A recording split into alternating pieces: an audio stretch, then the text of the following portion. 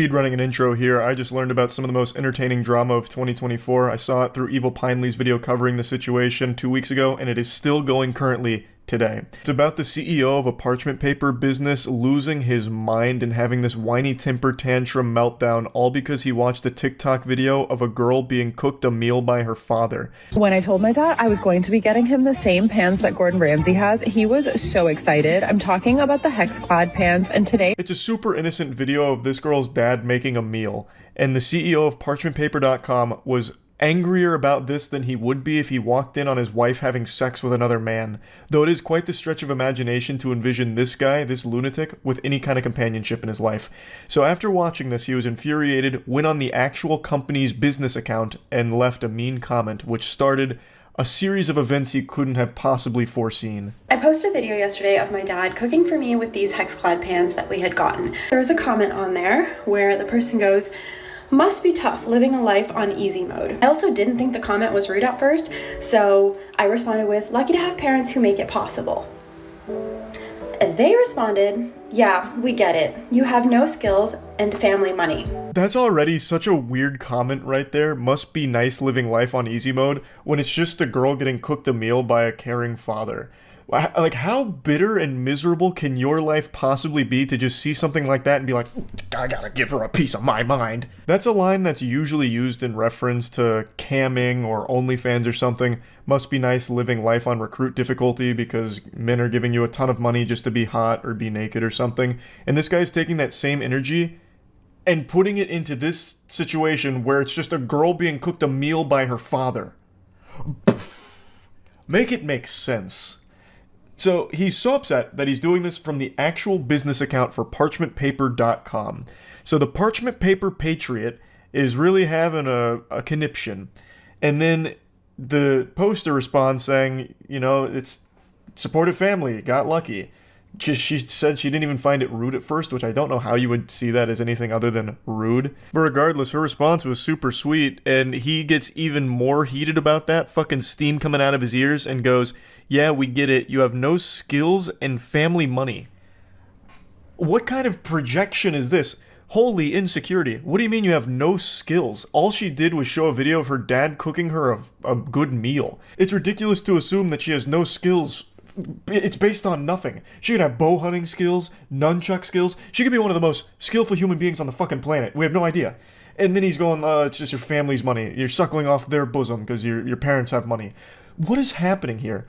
Do you have no skills because you probably order Uber Eats all the time? Is your skill just ruining businesses? Like, I mean, that's a pretty cool skill, I guess. But anyway, this is only the beginning of his rampage, and he just fully self-destructs over the course of the next few hours. It's like Chaozu from Dragon Ball Z, when Chaozu latches onto Nappa and blows himself up, but the sacrifice was in vain because Nappa barely felt anything, really. That's what happens here. Parchment Paper Patriot blows up, and the girl, totally fine, and makes an absolute clown out of this guy. Dunks on him. She obliterates this man. And at that point, I'm just like, okay, what the hell? Like, maybe this account is hacked, because from a business account, that seems kind of weird. So I send them an email and I'm like, hey, like, I think somebody's on your business account, like, leaving cyberbullying comments. Didn't say anything else. That was it. And then I get an email from the CEO of... I think anybody in their right mind would assume that that business account is hacked, because what little toddler would be shitting their pants, soiling their diaper over something as simple as watching a TikTok video of a girl being cooked a meal by her father? So I think that's very sound logic. Oh, this account must be hacked. I'll let the business know. So she reaches out, and the CEO himself, Brandon Howard, steps forward saying, I don't consider stating factual information is cyberbullying, but if you're offended over a comment about having no skill set while getting to frolic through life with family money as bullying, I'd call the cyberbully police. Delete the comment and move along. Cheers. Brandon, I think the department we need on this case is the cringe police, because Jiminy Christmas, holy cannoli. Oh, he tried a facts don't care about your feelings moment there. What facts are we talking about? Her having no skill set? You have no idea who she is. You know nothing about her. All you watched was her get cooked a meal. I'm sure your parents cooked you meals at some point, right? Maybe they don't anymore because you're probably insufferable to be around, so they probably cut you off. I imagine that's the case, which is why you're so upset over this moment. I don't see at all how this would be indicative of her just frolicking through life, coasting off of her family's money. That's a unreal leap in logic based on nothing at all. And honestly, she was like a good Samaritan here, like looking out for your business, thinking that you might have been hacked because of how awful this behavior is and how terrible the look it is for your business. And then you double down and make things significantly worse by being this big loser. Also, I love the chutzpah here from Big Baby Brandon to claim that she was offended over his comment, when this sensitive worm was offended first over her being made a meal. This guy needs to call the wambulance because he can't stop crying about this video of a father making a meal for his daughter. Considering my parents literally grew up in mud huts, worked their ass off to get out of India, get us here, and get me to the position that I am and able to have a full-time job and a side career. Then he goes back to the page and goes, cyberbullying is even more funny, and the fact that you emailed us to tell us is actually hilarious. Enjoy frolicking through life and leave the rest up to us adults who create actual economic value without a trust. Yeah, leave the heavy lifting up to the real adults, like Brandon Howard, CEO of ParchmentPaper.com. It's comical that the Parchment Paper guy is trying to act hard here. Like, I don't know what he expected to happen. He just looks so stupid, claiming that she's like a trust fund kid based on nothing. Literally nothing. All just gobbledygook here. All you saw was a video of her getting made a meal by her father. How could you possibly connect all of these weird dots? To me, it seems like the person who's really frolicking through life on easy mode is you, who has unlimited time in the day to respond to random people on TikTok and leave comments that just let everyone know that you're an outrageous asshole.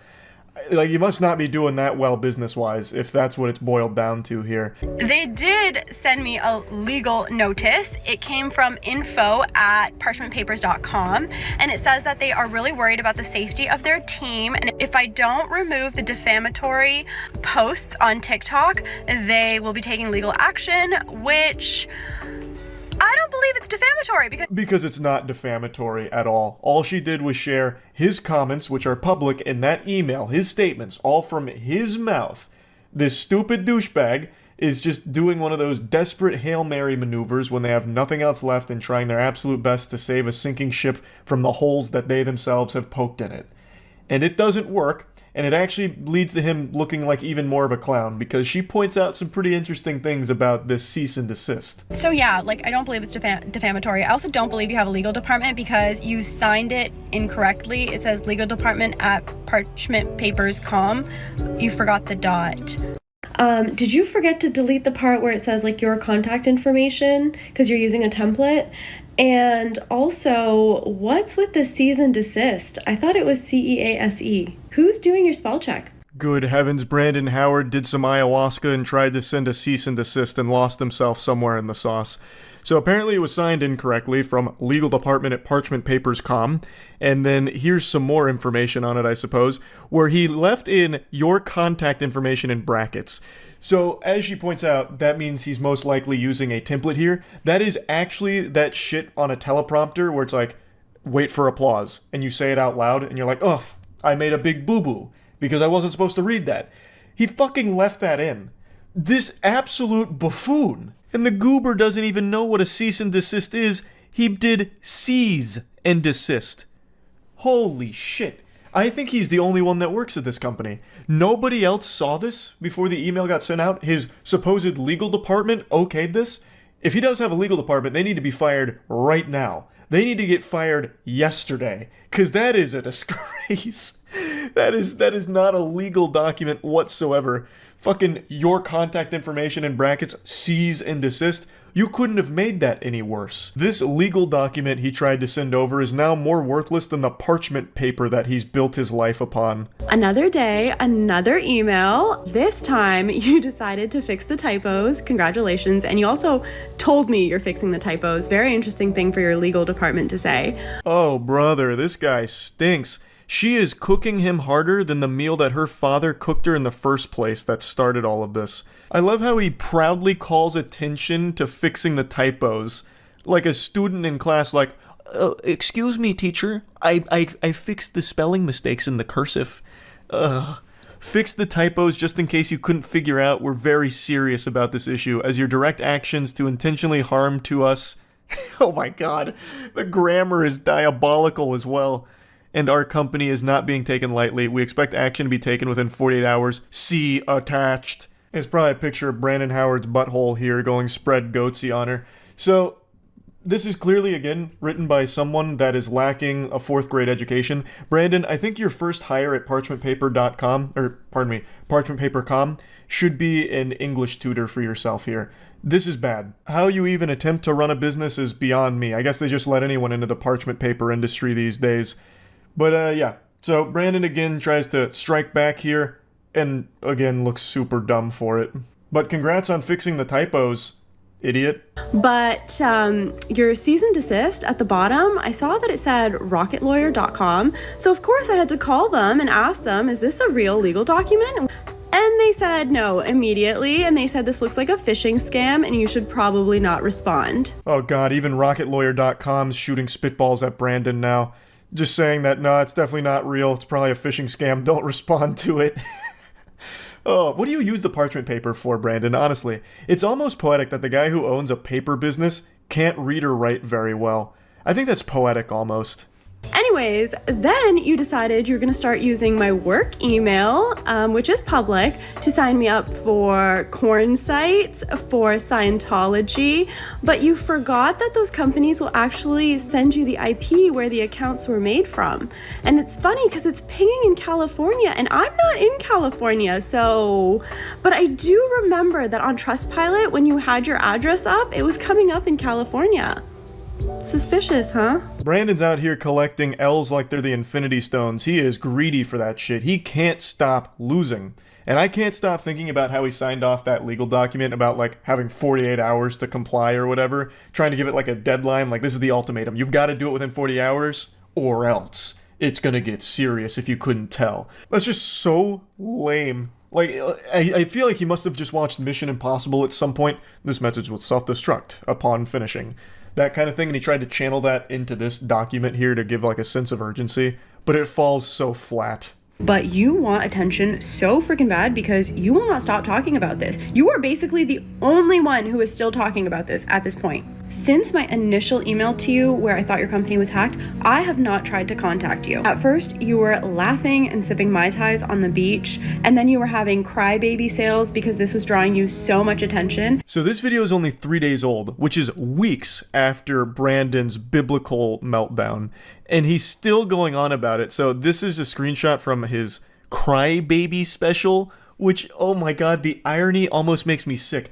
This fucking guy lacks self-awareness to an almost delusional degree. He is the only one that has been crying. He started with the waterworks and the French cries because he watched a girl get cooked a meal by her father. He is the crybaby, and yet he's still trying to push it on everyone else like they're the problem. Our thousands of real customers will appreciate this. On sale, custom dimensions on demand. Boy, howdy, Brandon. Custom dimension parchment paper? I'm out the door. I gotta get on that right now. All these real customers are probably just so excited by this. Nothing makes me believe in a company quite like them referring to their customers as the real customers. I'm sure there's probably dozens of them. Dozens. Your fake legal letters were not working. You thought it would be a smart idea to reach out to my boss at the agency that I work for and ask him to remediate the situation for you. You thought you could tell my boss to tell me to delete my videos. Just because you involved your business by commenting from your business profile does not mean that you get to include my place of work. Pathetic, slimy tactics from an absolute greaseball here. So he apparently contacts her boss to try and whine to him to fix it, which obviously didn't do anything. Brandon, this is so sad. This is so embarrassing. When all of this failed, you thought it would be a great idea to send me one more email stating that you will deal with it as you see fit, whatever the hell that means. And then you decided to add this banner to your website. I'm sure you think that this is when it gets so spicy. We do not support woke, feminist, cancel culture, hate mob groups who do nothing positive in our community. On his official parchmentpaper.com website, this guy has lost his marbles. He's off his gourd right now. He's going sicko mode. Brother, what are you even talking about? All she did was showcase your comments and made fun of you. What is the woke feminist cancel culture movement here? You made yourself look stupid and people clowned on you for it, rightfully so. You are the problem. And also, didn't you just try one of those cancel culture maneuvers by contacting her boss and her place of work to get her in trouble because of you and your beef with her? How can you lack self-awareness to this degree? It's almost criminal, I would say.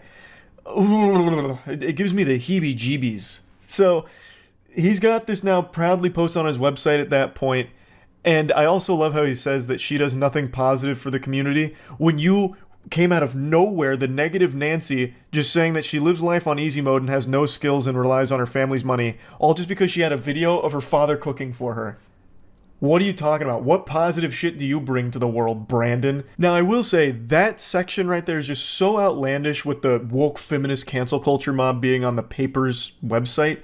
It's so over the top that I half believe that might actually be faked by somebody, and I also struggle to believe that Brandon would be competent enough to even put that on his website in the first place. I just don't think he has the capability to do that.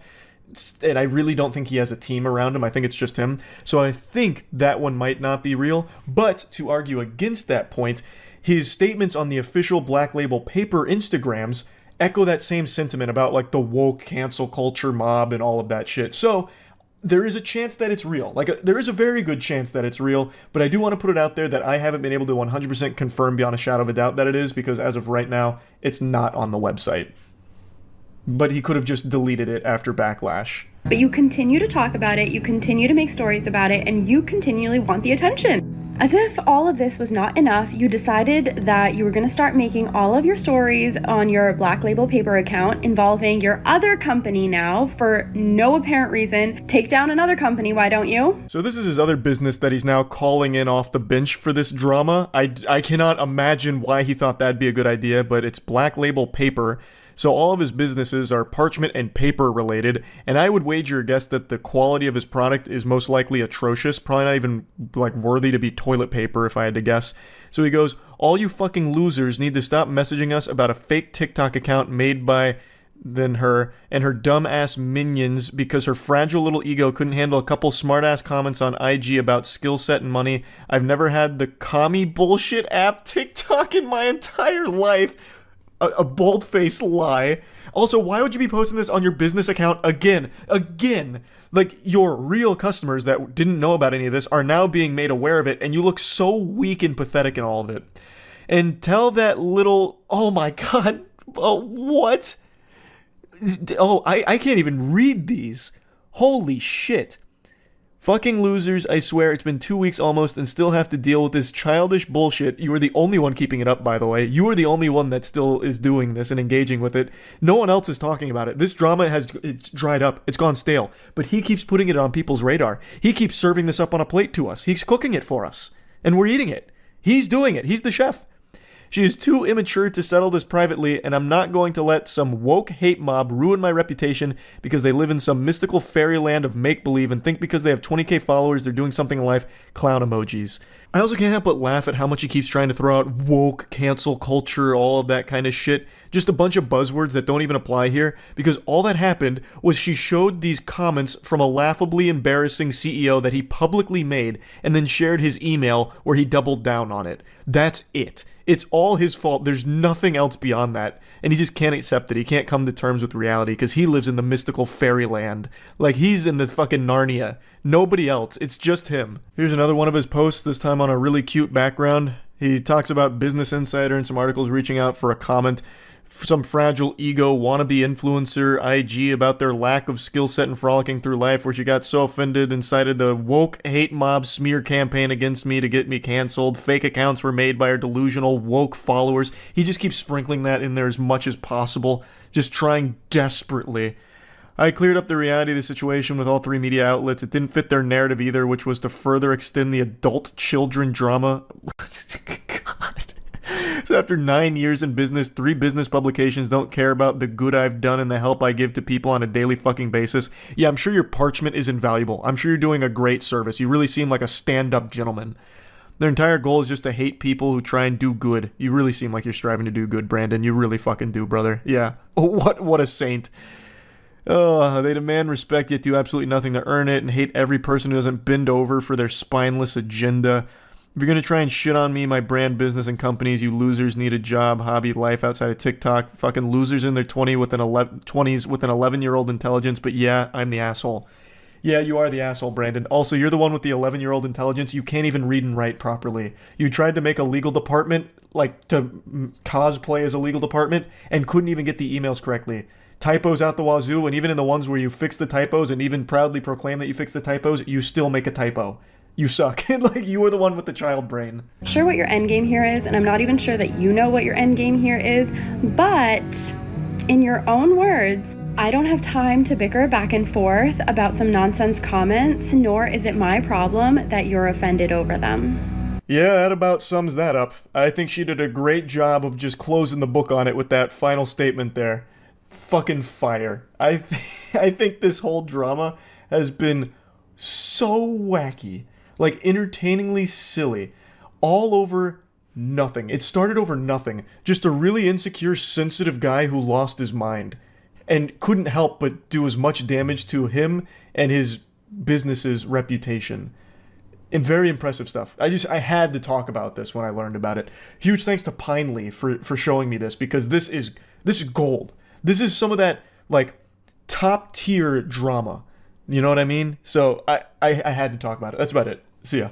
I find it so fascinating how often people just film their own crimes or post on Twitter about illegal activities that they're doing, and then it eventually comes back to haunt them where they lose their job or get arrested. It's just wild that so often people have this complete lack of self-control and inability to stop themselves from saying or doing dumb, stupid things on Twitter. Like, posting cringe on Twitter has cost more jobs than the invention of machines. And today I want to go over a disturbing new case of gross shit. This was something that went viral a few days ago, but I've only just now caught up on it. It's really gross, and I actually think that this is a deeper onion than most people realize. I think that this was all a manufactured marketing campaign conducted by a shameless degenerate in order to get OnlyFans subscribers. So, let's take it from the top. I'm sure if you were on Twitter a few days ago, you saw this post floating around. This little bit of eyeball poison was getting dunked on by everyone around the globe. And if people weren't shitting on it, they were shitting themselves out of just pure repulsion. So the post is talking about how they're coming out as trans canine and talking about how they've been with 6 dogs. So they celebrate fucking dogs, and they double down on this, triple down on it, and have made it their entire brand identity now. Like, this is now their online presence, is being the dog fucker. And they're very open about it, talking about it, and trying to make it like some kind of powerful movement about why fucking dogs is a great thing. Obviously, I'm on the side of common sense here. Animals can't consent to having sex. Thus, you're not even having sex with the animals, you're raping them. You're a dog raper. It's called bestiality, and it's a crime. It's illegal. It's not something to be celebrated or encouraged. Now, I think the person behind this knows it and was making this as a giant post that would hopefully gather a lot of hoopla and put eyes on their content. Because even prior to this post, they were dropping nude photos, lewd photos, and just talking like about trying to monetize their sexual content. And then after this post got so much steam, they made a statement saying that this had cost them their job, they now no longer have a way of making money, so in desperation, they're saying fuck it and starting an OnlyFans. When I'm pretty sure that was the entire plan from the get-go, and by having so many eyes on them from all of this spotlight that was shined there, they immediately got a giant head start. Like, they're way over 150,000 followers at this point, and I'm pretty sure that this was their intention from the get-go. They chose something that they knew most people would have a problem with. No one likes to see animals being abused, and no one likes to hear about animals being used as like sexual objects or sexual props for people in their content. It's like, that is beyond weird. So they are probably aware that by making that post, it would have gathered a lot of steam, which it did, and then they immediately went around with this narrative that they were fired. There's no way of knowing 100% for sure if they were fired. I take all of that with a grain of salt. And even the way they talk about it, like in that post they're saying they're going to sue everyone that got them fired, that just seems like a troll. That legitimately just seems like a weak, low-effort troll statement at the end there. There is evidence to suggest they may have actually lost their job from this, but even still, I don't think it's 100% confirmed as of this moment. Like, it just, to me, feels like this was all part of the plan. And you can also even see them, like, lean into it. If you go back a couple days before this blew up, they made this post about how OnlyFans models are the devil. You know, this is terrible stuff. Look, what kind of example are you setting for children, you godless heathens? And then only days later, turning around and dropping one of their own. OnlyFans is disgusting and you're going to hell for it, as they're signing up for an account. I could be wrong. This all could be done genuinely and wasn't meant as a marketing play for OnlyFans subscribers. But to me, that's just really what it feels like. It feels like someone that is very aware of what they're doing and trying to capitalize off outrage and being the villain. I've said this a million times, but on Twitter, since everyone has unlimited access to every unhinged thought and person imaginable across the globe, you will always find people that agree with you. No matter how outrageous the belief, you will always find supporters. And that's exactly what's happened here. They now do have legitimate supporters backing them and the dog fucking stuff from other equally deranged animal fuckers. It's pathetic, sad, and it's just really depressing that this is actually succeeding for them financially. Now, if I'm correct and this is all just revolting marketing for their OnlyFans, it doesn't make any of this justifiable, excusable, and it doesn't make the whole situation any better. But it would at least be nice knowing that the person behind all of this isn't actually a danger to animals around them and having sex with them, as well as other awful things that they've been talking about recently. Though I do think that there is a possibility that this is all true and they are actually out there harming animals, and they're just spitting in the face of anyone with any level of human decency, making posts like this saying that they'll buy a wolf pup with their first OnlyFans check.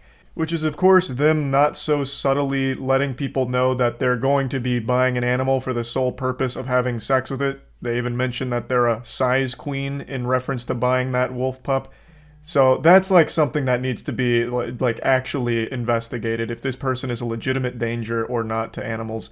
Now, if I may, I'd like to turn your attention to another piece of evidence that I've collected in this case, and I'd like to present it to the court. So this is Exhibit D here. This is a post from them today, which is now seeming to champion for incest, talking about how having sex with your cousin is fine, it's all good, it's normal, and it shouldn't be, like, stigmatized and this and that.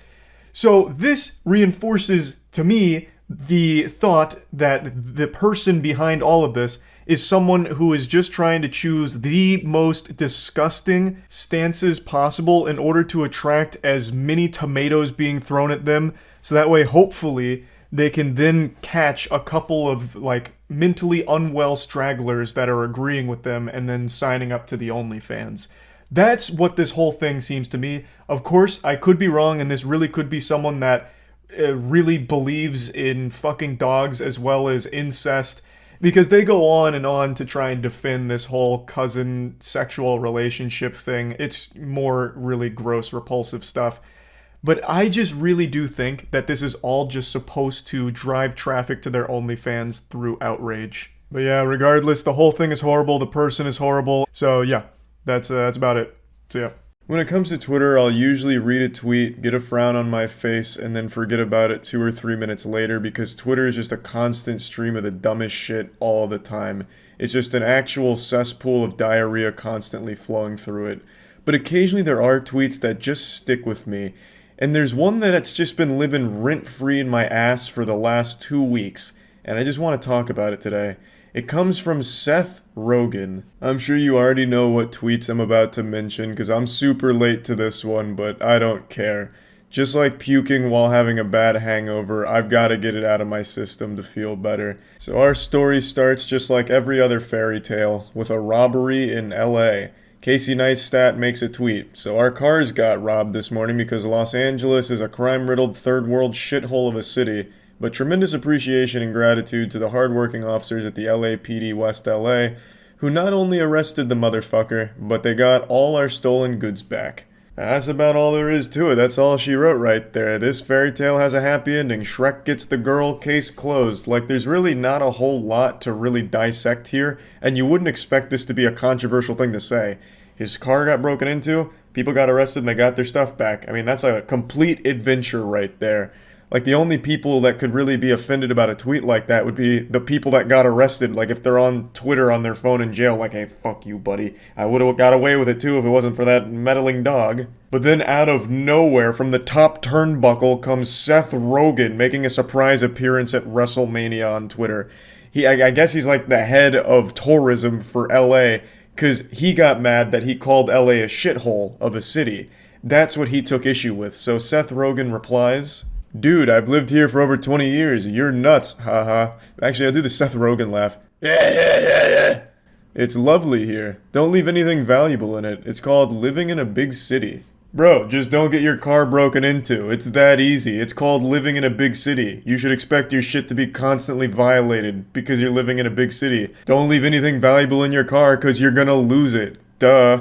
Dummy. Fucking idiot. This is your fault now. You're the one that is to blame for this. You don't want your valuables stolen? Don't leave them in the car in LA. LA is wonderful, but just expect all your shit to get broken into, so plan accordingly by keeping less valuable stuff in your car. Love LA. It's great. It's such a stupid thing to come in and say out of nowhere. Even Casey Neistat, who plays nice with everyone, is taken aback by it. He's like, what the fuck is this? It's so outrageously stupid.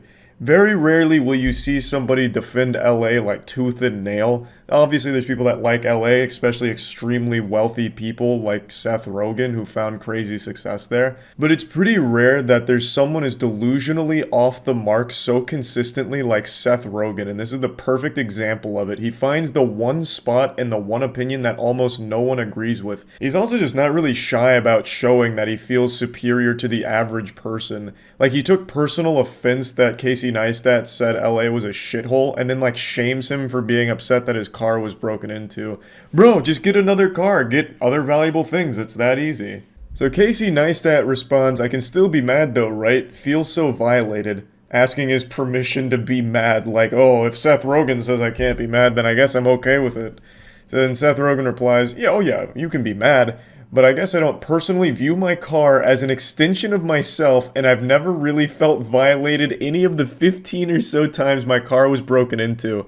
This dude is just leaving his car out like a candy bucket on Halloween, it seems. "Once a guy accidentally left a cool knife in my car, so if it keeps happening, you might get a little treat." This is certainly up there with the wackiest, stupid shit I've read on Twitter from a celebrity. It's baffling that not only did his brain come up with this as a tweet, but it passed the filters that his brain has to post it. He's like, yep, this looks good. And he hit tweet, and it's still not deleted. And I'm glad it's not. I'm glad that he's just going to stick to his guns and leave this shit up. This is something that I feel is going to haunt him forever, because he is still getting clowned on to this day for this tweet. It's been 2 weeks now, and I don't think it'll stop anytime soon, because it is just that outrageously stupid. Because Seth Rogen doesn't view his car as an extension of himself, he's totally fine with people using it like a fucking fleshlight. They just treat his cars like a cum dumpster, and they dive right in, and Seth Rogen gives them a nice thumbs up, I suppose. And I'm assuming that extends to everything in Seth Rogen's life. As a lot of people have also pointed out, how does Seth Rogen feel about, like, his house? Is that an extension of himself? Because if not, why not just have a bunch of people go into your house, Seth, and take all your shit?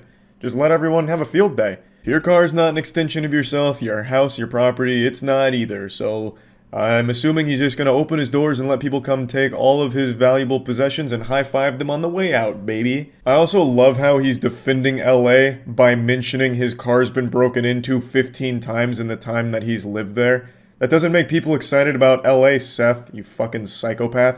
Not everyone can afford to replace all their valuables after their car's been broken into 15 times, you goofball. And I also love that he closes it off by saying that one of them even left a knife in his car as a little treat, a tip. To me, that sounds like either a threat or they're trying to frame you for a crime. They fucking left a tool that they used at some other crime scene in Seth's car, and these fucking idiots just manhandling it, getting his fingerprints all over it, hangs it up on his fireplace mantle. Eventually the cops find it and connect him to some unrelated crime. Seth goes to jail for life or some shit. Like, I don't know who gets excited about someone leaving a knife in their car after it just got broken into.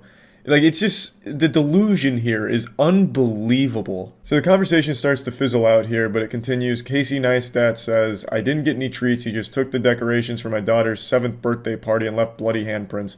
Yeah, obviously he's not going to get any treats. It's not like the Tooth Fairy broke into his car and left him some money for what they took. Like, it was a robbery. I don't know how Seth can possibly justify it by saying just let your car keep getting stolen and eventually you'll get a knife. Like, it's fucking silly. And then he says, serious question, how did you get your car broken into 15 times? Which is a great question, because you really have to go out of your way to get it broken into that many times, I feel. Seth says, I lived in West Hollywood for 20 years and parked on the street. Also, it sucks your shit was stolen, but LA is not some shithole city. As far as big cities go, it has a lot going for it. Yeah, especially if you're a burglar who knows what kind of car Seth Rogen drives, because apparently you can just go in there and take all that shit with no consequence, because Seth doesn't give a fuck. His car's getting broken into almost once a year at this rate. This is where the interaction stops, and you just have to wonder, what was Seth Rogen thinking? Like, who did he think this appealed to, besides, like, the extremely rich Hollywood elites? Like, there's no normal person that's gonna read that and be like, wow, how noble of Seth, just giving away his shit like that and accepting that beautiful knife. I don't know really what he was expecting to happen, but it got me thinking, what is the worst tweet I ever made? And I think I found it. I tweeted this back in 2019. I said, what the fuck, the chupacabra is real, he just fucked my grandpa. I don't regret posting the tweet, but I do really regret that I misspelled chupacabra. But anyway, I just wanted to talk about this because I've been thinking about it a lot recently, and yeah, that's about it. See ya. Twitter is a place where fun and happiness goes to die. But people have talked about how shitty Twitter is a million times by now. I'm not going to be talking about that today. I'm not here to add another noodle to that spaghetti. Instead, I want to talk about my favorite moment on Twitter. And this is a classic. This is something that I still think about pretty often, and it puts a big goofy smile on my face. And I'd like to share it with all of you, just in case you weren't on Twitter at that time. And if you weren't, God bless you. Keep up the good work. But for those of you that may have missed it, I'd just like to bring it to your attention, because this was truly one of the best moments on Twitter, in my opinion.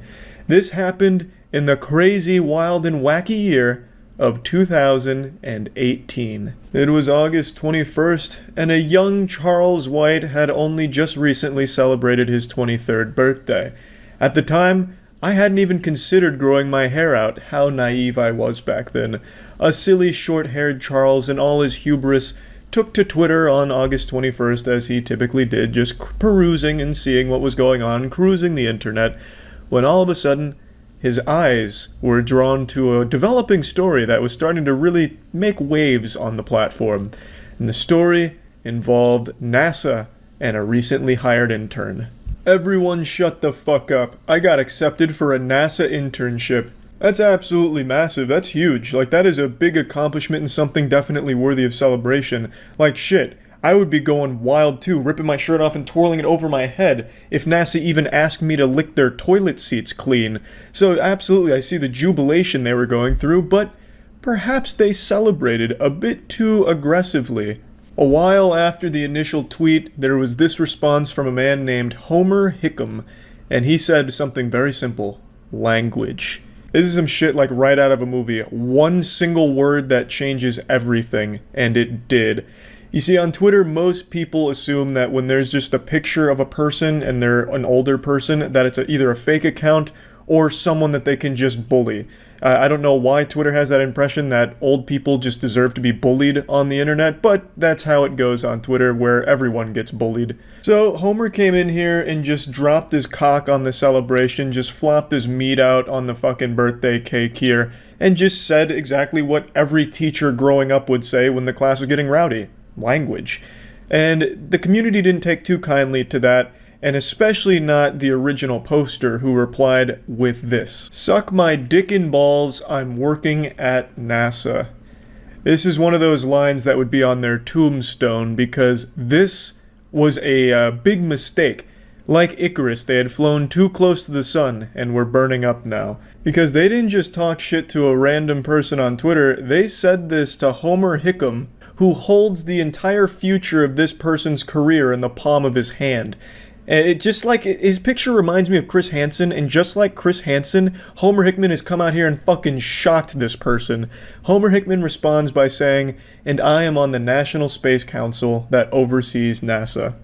You basically couldn't have chosen a worse person to say suck my dick and balls to. When it comes to their new job, they basically just told Jesus Christ to suck their dick and balls. It was a bold and foolish move, because our original poster here lost the internship. And it wasn't Homer Hickam who caused them to lose their internship. He didn't go to corporate, talk to the manager, and demand they lose it or anything like that. He didn't tattletale. They lost their internship naturally as a result of this conversation catching so much steam online. And Homer Hickam actually ran a blog where he talked about this, where he defended this person and elaborates a little bit further on the situation. So Homer Hickman seems like a fucking great guy. I'll go ahead and read his blog post to you now, which is unfortunately deleted, but it has been archived, so here it is. Social media. I love the way he starts this. It's like immediately professional, as if he's giving a full-blown fucking press release here to Twitter. Recently, it was called to my attention on Twitter that someone was being hired by NASA and that they were using the F word in a tweet about it. I'm a Vietnam vet and not at all offended by the F word. However, when I saw NASA and the word used together, it occurred to me that this young person might get in trouble if NASA saw it, so I tweeted to her one word, language, and intended to leave it at that. Soon, her friends took umbrage and said a lot of unkind things, but long after I was gone, as I immediately deleted my comments and blocked all concerned. Classic Twitter, bullying this guy until he just deactivates his shit, not surprising. Later, I learned she had lost her offer for an internship with NASA. This I had nothing to do with, nor could I, since I do not hire and fire at the agency or have any say on employment whatsoever. As it turned out, it was due to NASA hashtag her friends used that called the agency's attention to it long after my comments were gone. Again, classic Twitter. They thought they were helping, but they made it significantly fucking worse. It was all of her friends spamming NASA, which showed them the initial tweet of this person being extremely fucking hostile to a high-ranking NASA employee. So, excellent work, Twitter. We did it. She reached out to me with an unnecessary apology, which I heartily accepted and returned with my own. After talking to her, I am certain she deserves a position in the aerospace industry, and I'm doing all I can to secure her one that will be better than she lost. I have also talked to the folks that had to do with her internship and made absolutely certain that there will be no black mark on her record. Signed, Homer Hickam. It would have been such a power move and a huge mic drop if he didn't sign Homer Hickam and instead just ends it with, suck my dick and balls now.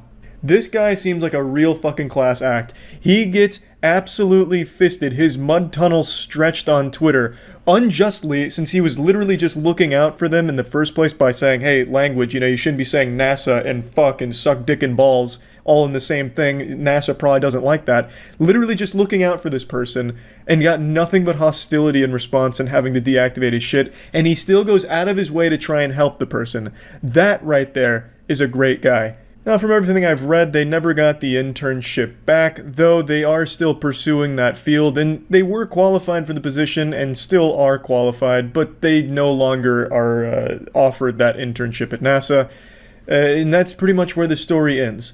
I just thought this was a truly fucking wild ride since I watched it happen in real time for the most part, and it was just so fucking crazy to see it go from like, I'm so happy, suck my fucking cock and balls, loser, I'm on NASA. Oh, there goes my internship. Just like this, it was like a full 4-act play, and it played out beautifully.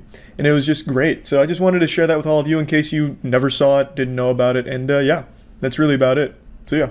This is the most hostile comment section on YouTube, and I feel like I can say with a high degree of certainty that this is the longest argument ever in a YouTube comment section, lasting an entire year and spanning roughly 500 some replies. Now, with this kind of anger, you would expect the video to be some kind of politically charged video, or maybe somebody said anime should be illegal or that lollies are a crime, something that really puts a hate boner where someone's flaccid cock once was. But what if I told you that the video that all of this is taking place on, the most aggressive comment thread on YouTube, was actually on a Paper Mario song? I'm going to take you on a journey through this war zone here. We're not going to read every reply just because there is so many. This thing's longer than the fucking Bible, honestly. But we're going to go through the big parts, the big moments here in the manga, make sure we get the gist of what's going on, because this may be one of the greatest stories ever told. It's got it all. It's got a little something for everyone. A story of betrayal, violence, love, terrorism, action, drama, mystery, and most of all, Mario. Chapter 1, The Catalyst. This is where it all begins. This is ground zero. Lunar1314 leaves a comment saying, I don't care if I get hate because of this opinion, but this is my favorite Paper Mario final boss song. A bold and brave hot take. Someone didn't tell Lunar that opinions are illegal on the internet. It's not the most controversial thing to say, it's simply a matter of liking a song.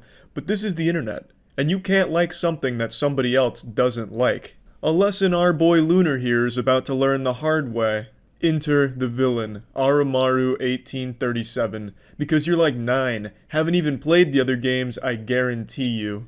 And now, just like the Powerpuff Girls when the hotline rings, our hero rolls in, Dave Matthew. These are our primary characters. Of course, we get introduced to other important side characters throughout the season here. The lore gets very deep, trust me. But this is basically the Batman and the Joker, Dave and Aramaru. Dave sweeps in defense of Lunar. How about we agree that you are a jerk? Everyone can have their own opinion, and that is the internet, so no one cares about your opinion to begin with. Also, instead of throwing insults at me, why don't you try to get me to see things from your perspective? It would be a lot more time efficient and, unlike insults, actually accomplishes something in the long run. Or you can continue to assume that I am a mere child that does not know of the 5 other Paper Mario games, or was it 4? Or has even played them, both opinions being completely wrong. But as I said, it's the internet. We can go in circles all day and night and neither of us would get anywhere. So let's not, okay? Dave trying to get out ahead here and squash the beef, giving a fair warning to Aramaru that you do not want to fuck with Dave, but spoiler alert, Aramaru pokes the sleeping bear. You never gave your side, dumb fuck. All you did was come on here talking about some damn opinions or some shit. Pretty clear you didn't intend to accomplish anything. Also, you haven't played any other game, have you? It's not hard to know how many Paper Mario games there are, kid. 64, Thousand Year Door, Super Paper Mario, this garbage, and Color Splash, which was actually not bad, but was too weird gameplay-wise to be called a Paper Mario game. And it's this comment right here that makes a good boy go bad. You do not question Dave Matthews' understanding of the Paper Mario franchise, and you do not do it on a public forum like this, and be an asshole about it. The opinion haver that started all of this comes back in here, kicks open the doors to the Church of Paper Mario with tears in his eyes like he just watched his parents having a fight, saying, all I said was, this is my favorite final boss song in the Paper Mario series, but it turned into a huge fight and I don't understand that. And then Aramaru hits him with a hard dose of reality. You said you don't care if you get hate, so obviously you do understand, dumb fuck. Unfortunately, Lunar just doesn't understand that his initial comment was like the assassination of Franz Ferdinand, and now he's started a massive war. And in war, Lunar, there's casualties. I know you can say whatever you want, but please, can you please calm down and make a nice comment to people? Like I said, please not say about 1,000 cuss words with this reply, please. It's not hurting you to read a quick fuck. Look, I'm understanding everything you're saying. I'm just here to calm you down. Not everything in the world is solved by anger. Jedi Brooklyn Green comes in here and tries to reason with Sith Lord Aramaru here about how anger's not the key, but it's all for nothing because Aramaru has already been consumed by his anger. Like I said, I am cutting out a couple things here because there is so much of it. It'd be like a 10-hour video if I read the entire chain. Basically, in a nutshell, Dave was saying this is pointless, it's an internet argument, let's just drop this. And he concludes his monologue with, well, since we both agree that this whole thing is pointless, let us just agree to disagree and be on our way then. Aramaru, cool, so fuck off. Peace was never an option.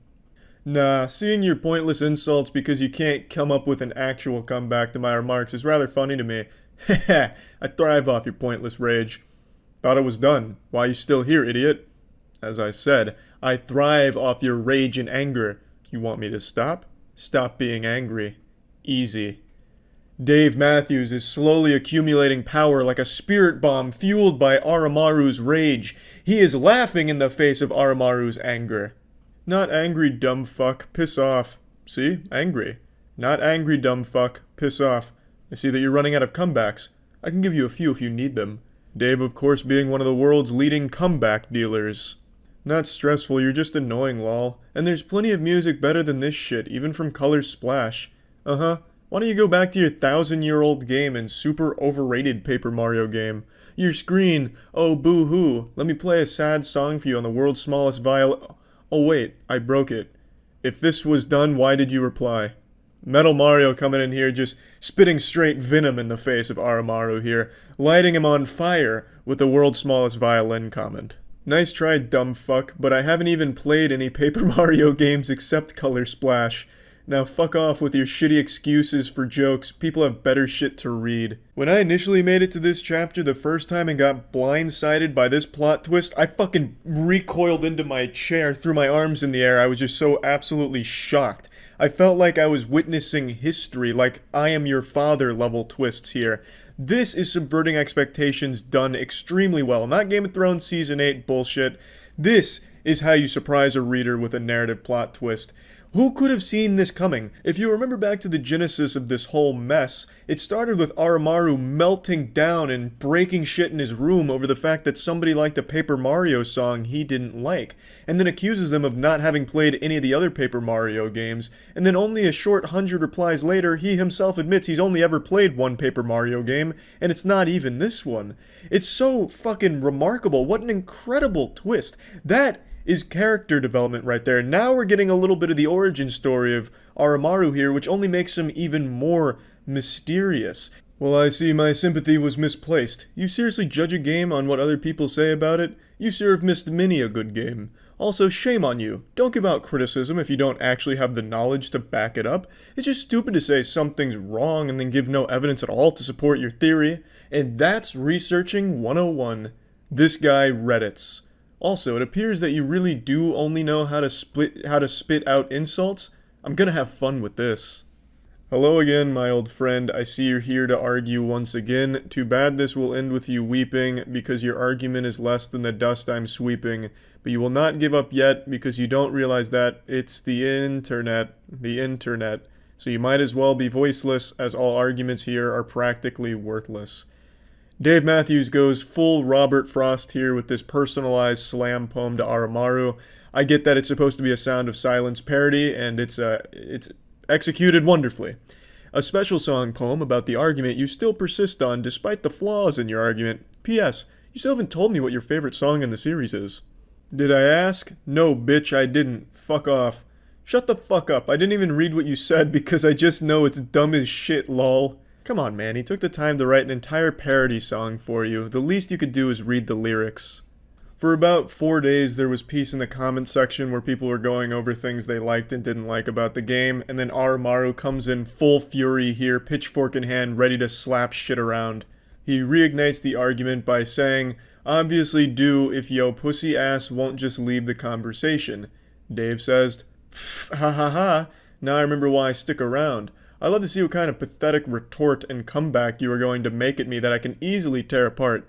Really, it is rather satisfying to see what you come up with." Once again, there was a truce called in the comment section for about a week, and then Aramaru came back, and Dave immediately noticed. He's like the NORAD defense system, able to hone in on Aramaru's presence and then attack. "Oh, hello there. Ready for round 2, my little whiny failure? Round and round the argument goes, when will it stop no one knows. That meme has been dead, fucking idiot. I'm ready for you to piss off, you worthless fuck.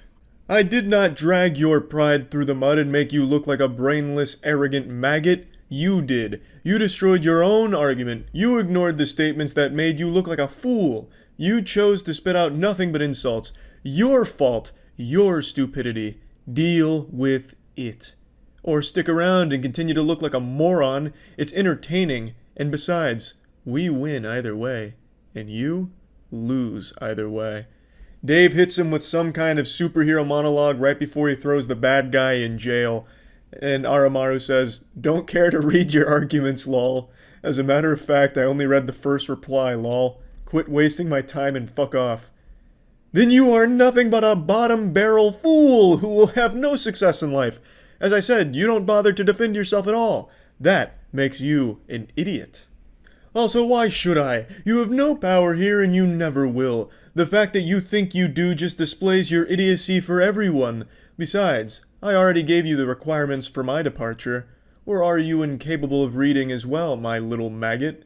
Everything Dave has been saying thus far sounds like the Rick and Morty copy pasta from Reddit. I mean, I think Dave is in the right here because Aramaru is a huge fucking asshole, but man, he's really going about all of it in a terrible way. A month goes by. Is he finally gone? Yeah, he is gone. Is he gone if your dumbass would just quit replying? I didn't even read shit you said. I told you that I would only leave if you either apologized for being rude, or if you went 10 comments without swearing. You're not good at remembering things, are you, my little maggot? Hello, little maggot. Just letting you know that I am still in this comment chain, just in case you thought you were rid of me or that you actually won this argument. Okay, bye now. This was after a month of him not replying, so Dave just really wants to continue this, and nothing makes me more uncomfortable than reading Dave keep calling someone my little maggot. Like, this must be how it feels for some girls when they hear the word moist. Every time I read him saying my little maggot, I just get like tingly and uncomfortable and break out into like a little profuse sweat. It's just yucky. I feel like I'm reading some old woman's fanfic where she's describing some weird sexual intercourse she had at a biker bar or something, and it's just making me uncomfortable. I don't know why he keeps calling this guy my little maggot. I don't give a fuck where you are, dumb bitch. Just like no one cares about you, my little maggot. This will be the last time you see Dave with this kind of confidence, because he's about to meet the actual muscle here. Mr. Hater. If Oromaru was a supervillain, then Mr. Hater is a fucking turbo villain. He's a galactic villain, a universal threat, a divine being of villainy. I don't even know what to call him, a fucking raid boss of villainy. Because he comes in here and just starts slapping shit around. He's a big asshole as well, of course, but he brings Dave to his knees here. This is like when you're reading a comic book and the hero's in trouble. So Mr. Hater comes in here with a full chub, full erection, red alert. He calls out Dave in front of the entire classroom. I see you have a superiority complex and are very self-centered. How very hypocritical. You're no better than him. Guess I gotta clean house and deal with little keyboard warriors like you myself. That is honestly like some Marvel's Thanos shit right there. Dave is still riding the high after he seemingly defeated Oromaru, so he replies to Mr. Hater with a large amount of confidence and a bit of arrogance, saying, Heh, you poor naive fool. When did I ever claim that I was better than little maggot? That I'm better than you? Oh, to live in your little fantasy. Can you not see what I am doing? Or are you just as blind as he is? Of course, I can tell you're cut from the same cloth as my little maggot, so I'll humor your attempts at insulting me and everyone else present. Let's see how long you last. Dave's still under the impression that he's the king of this Thunderdome, but what he hasn't realized yet is Mr. Hater's not locked in here with Dave. Dave is locked in here with Mr. Hater. Oh, I know your intentions very well, and I intend to stop it. I mean, what the hell is wrong with you? Just look at your comment, you poor naive fool, to live in your little fantasy. These are things that a narcissistic, self-centered man-child would say. How am I or anyone with half a brain cell supposed to take you seriously? There's a reason the other guy left. You won't last long, Dave. You won't last long because underneath all that bravado, you're just a sad little boy with delusions of grandeur, who, by the way, can't talk for shit. So here's a piece of friendly advice. Turn away now and stop wasting Oromaru's time, because if you don't, by the time this is over, you'll be my little maggot. No response. Guess I must have hit one of your soft spots, Winky. So you actually have some bite, do you? Good. Let's see what you've got. I will compliment you on your use of insults, as well as how you get straight to the point. Dave is immediately showing that Mr. Hater has hurt him. You can't do that, Dave. You can never show weakness to a man like Mr. Hater. He can smell blood in the water. He can smell cum in a bathtub. He will pounce, and you can't let him find any amount of scrapes on your armor. Dave, he showed a weakness, and Mr. Hater exploited it, unfortunately. Heh. Of course you didn't realize. I wasn't talking about Lunar. I was talking about you and me. We don't care what others think of our opinion. We just say whether we agree or disagree with someone's opinion. In that way, we are alike, you and I. Don't you agree? I love this exchange here. This is like the season finale here when the two characters are monologuing at each other before they start beating each other with like a stick or something. Ah, I see you're trying to get on my good side. As you know what they say, if you can't beat them, join them. How about this, Dave? Write a full paragraph apologizing to Oromaru, and I might consider agreeing with you. And, by the way, it has to be real nice, so no calling him my little maggot. Otherwise, I might just start calling you that myself. That would require me to have a single shred of respect towards little maggot, And in case you did not read the whole conversation, I did apologize to him. He threw it back in my face and used it to insult me without responding to it whatsoever. You, on the other hand, are actually participating in a discussion, while my little maggot only responds with the same insults like he's a broken fax machine. You, I respect, little wasp. I forgot to click read more for the screenshot, but it said, I do not respect little maggot. So now Dave, for some reason, is calling Mr. Hater Little Wasp. I don't understand where he's getting this from. Maybe like from old 60s movies or something where it was cool. And then he references a fax machine, which hasn't been in use for the last 30 years. So I just don't know what's really going on here. Maybe Dave is caught in a time vortex and he's communicating with us from the past. And he's only able to communicate through the comment section of Paper Mario Final Boss Song. But yeah, just really fucking loved this part here. This feels like the climax of the entire argument. Dave going with the whole, we're not so different, you and I. We're one of the same. It's like some shit you'd see in Naruto Sasuke right before their final fight. It's fucking wonderful. You make a fair point. I shall apologize to him, but do not expect a paragraph. You make sound arguments, Mr. Wasp. I'm not one to call someone by childish names, but you are very hypocritical after all, so I expect nothing less. Anyway, do go ahead. Where's the apology? I don't see it. Mr. Hater's trying to rush this. It hasn't even been a full day at this point. Mr. Hater, he wants that apology ASAP. So now you can see Mr. Hater has assumed control of this entire argument. The entire tone has shifted here, and now Dave is at the mercy of Mr. Hater, and he wants his homework. Do not rush me. It's been 2 days now, so no excuses. You aren't going to apologize, are you? I figured as much. If you wish to continue arguing, then be my guest, kid. Dave is starting to panic a little bit. He doesn't want to write this apology because he does not respect Aramaru, but he is afraid of Mr. Hater, so he's caught in between a rock and a hard place here, and he's treading water in the comment section. 1, I have a life at the moment. 2, you need a little bit of patience. 1 word. College. You don't go to college, David. Then you clearly set your expectations of me far too low. A shame, really. I thought you would be smart enough to not do what little maggot did. Stop lying to yourself, David. How about you tell me what's actually going on? College, as I said before. Do you not listen, or are you refusing to believe that I have a life outside of this? Now, if you excuse me, I have a music class to attend. I really don't understand why Dave even feels compelled to keep answering at this point. He doesn't want to write the apology. He shouldn't write an apology, honestly. He just doesn't have to reply to Mr. Hater. He can just wash his hands of this whole thing and still come out as the victor. But for some reason, he keeps engaging with Mr. Hater in here, and Mr. Hater's pressure is somehow like leaking into Dave's real world, it seems, because it feels like he's stressing about this apology, which he shouldn't write in the first place. Mr. Hater goes in on Dave, starts poking holes into his claims about college because 4 months ago it was still coronavirus shutdown, so classes weren't going on, so Dave feels the need to defend himself again. And then he kind of just explains he just doesn't want to fucking apologize, which he shouldn't. I'm glad he doesn't. Dave says, 1, truthfully, I don't want to apologize to Armu because I know for a fact it would not be genuine, and no matter how much I hate a person, I'm not going to insult them by giving them a mocking, half-assed apology. And 2, online classes are a thing that exists, and I'm not doing just a music class. Who is the antagonistic one here? Because it definitely isn't me. You poor, pathetic whelp, barking and baying like anything you say will ever matter. No, your words don't hurt me because they are artificial, fake, designed, and spoken for the sole purpose of inflicting pain without putting actual feeling behind it. Ha ha ha ha ha ha ha ha ha. No, your words are hollow and do not deserve the electrons my brain cells would have to burn to process them, just like you. You're not special, you're not unique, you're not important, and you never will be, not now, not ever. So go ahead whelping, keep making a fool of yourself. I'll just watch the show, laughing all the while. And in your ivory tower of hypocrisy, did you ever once realize I never denied what you have been saying? You are a parasite, Mr. Hater.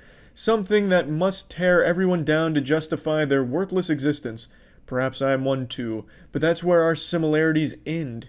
You lash out at anyone you see as below you. I lash out at people who do what you and Armu did, insult, and tear into someone because they dared to have an opinion you did not agree with, or lash out at people who defend themselves from other people like you. I never said I was better. But does it really matter in the end? At the end of the day, one of us looks like the bad guy to everyone else, and since I haven't been antagonizing everyone participating in this, it most definitely not me who's the bad guy. Try to say I'm wrong here. You're not wrong, Dave. Not at all. And people like Aramaru and Mr. Hater, yeah, they suck a lot of fat ass. It's sad that someone cares this much about someone's opinion on something that doesn't matter. 100%. Agree with you entirely there, Dave. But the way you're handling all this and then putting this huge, presidential speech here is not good either. This is the wrong way of handling any of this. And there's really just no point in arguing in a YouTube comment section to begin with. There are no winners here. Mr. Hater breaks down his response line by line. You lash out at anyone you see is below you. Dave, don't be ridiculous. I'm not as narcissistic as you, or at all for that matter. I lash out at anyone who do what you and Armu did. A mistake you will regret, as you have started all of this, and I aim to end it. The two go back and forth about the apology that Dave doesn't want to write. Mr. Hater just keeps picking apart each line of everything he says. My words are said solely to get you to leave. That's never going to happen, Dave. I've grown very persistent over the years, and trust me, persistence pays, and I will stay here for months if I had to. Will you? Yeah, big guy, I'm sure your persistence pays, living in a fucking comment chain for months. How productive and incredible.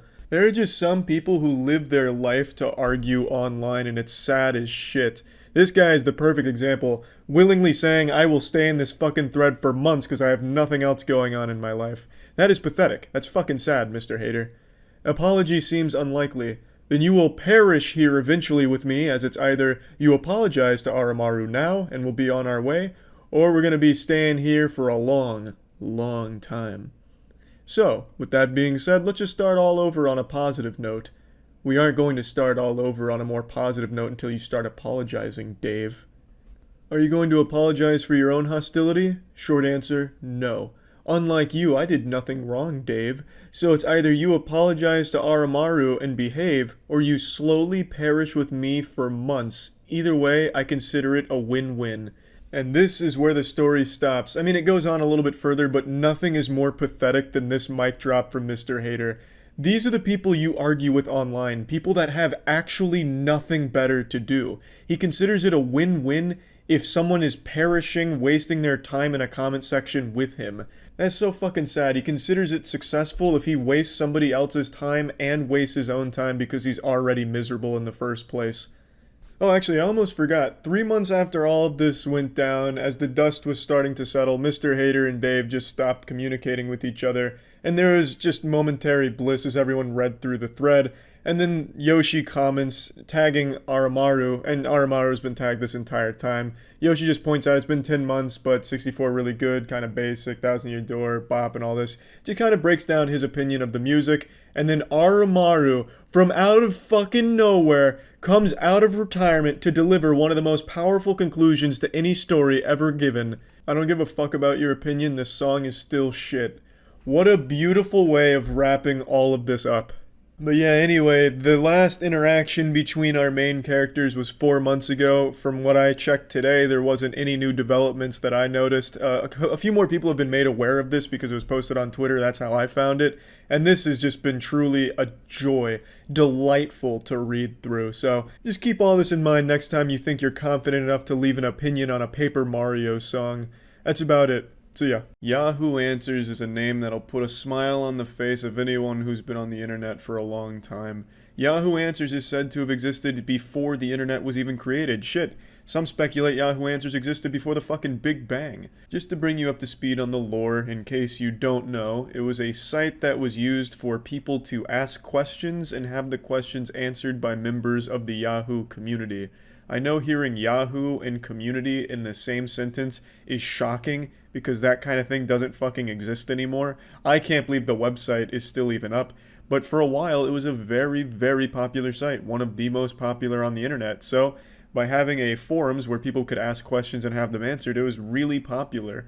But it was also the most inefficient place to get answers ever. You would get nothing but the worst answers from the most unqualified people to answer your problems. It was the most unhelpful website ever created. I know these days Reddit has the reputation for giving shit advice on the internet, but it will never be as bad as Yahoo Answers was in that department. There was a time not too long ago where any question you typed into Google would bring up Yahoo Answers first, and you just roll your eyes and puke because the answers you would get were so remarkably awful that it just ruined your day.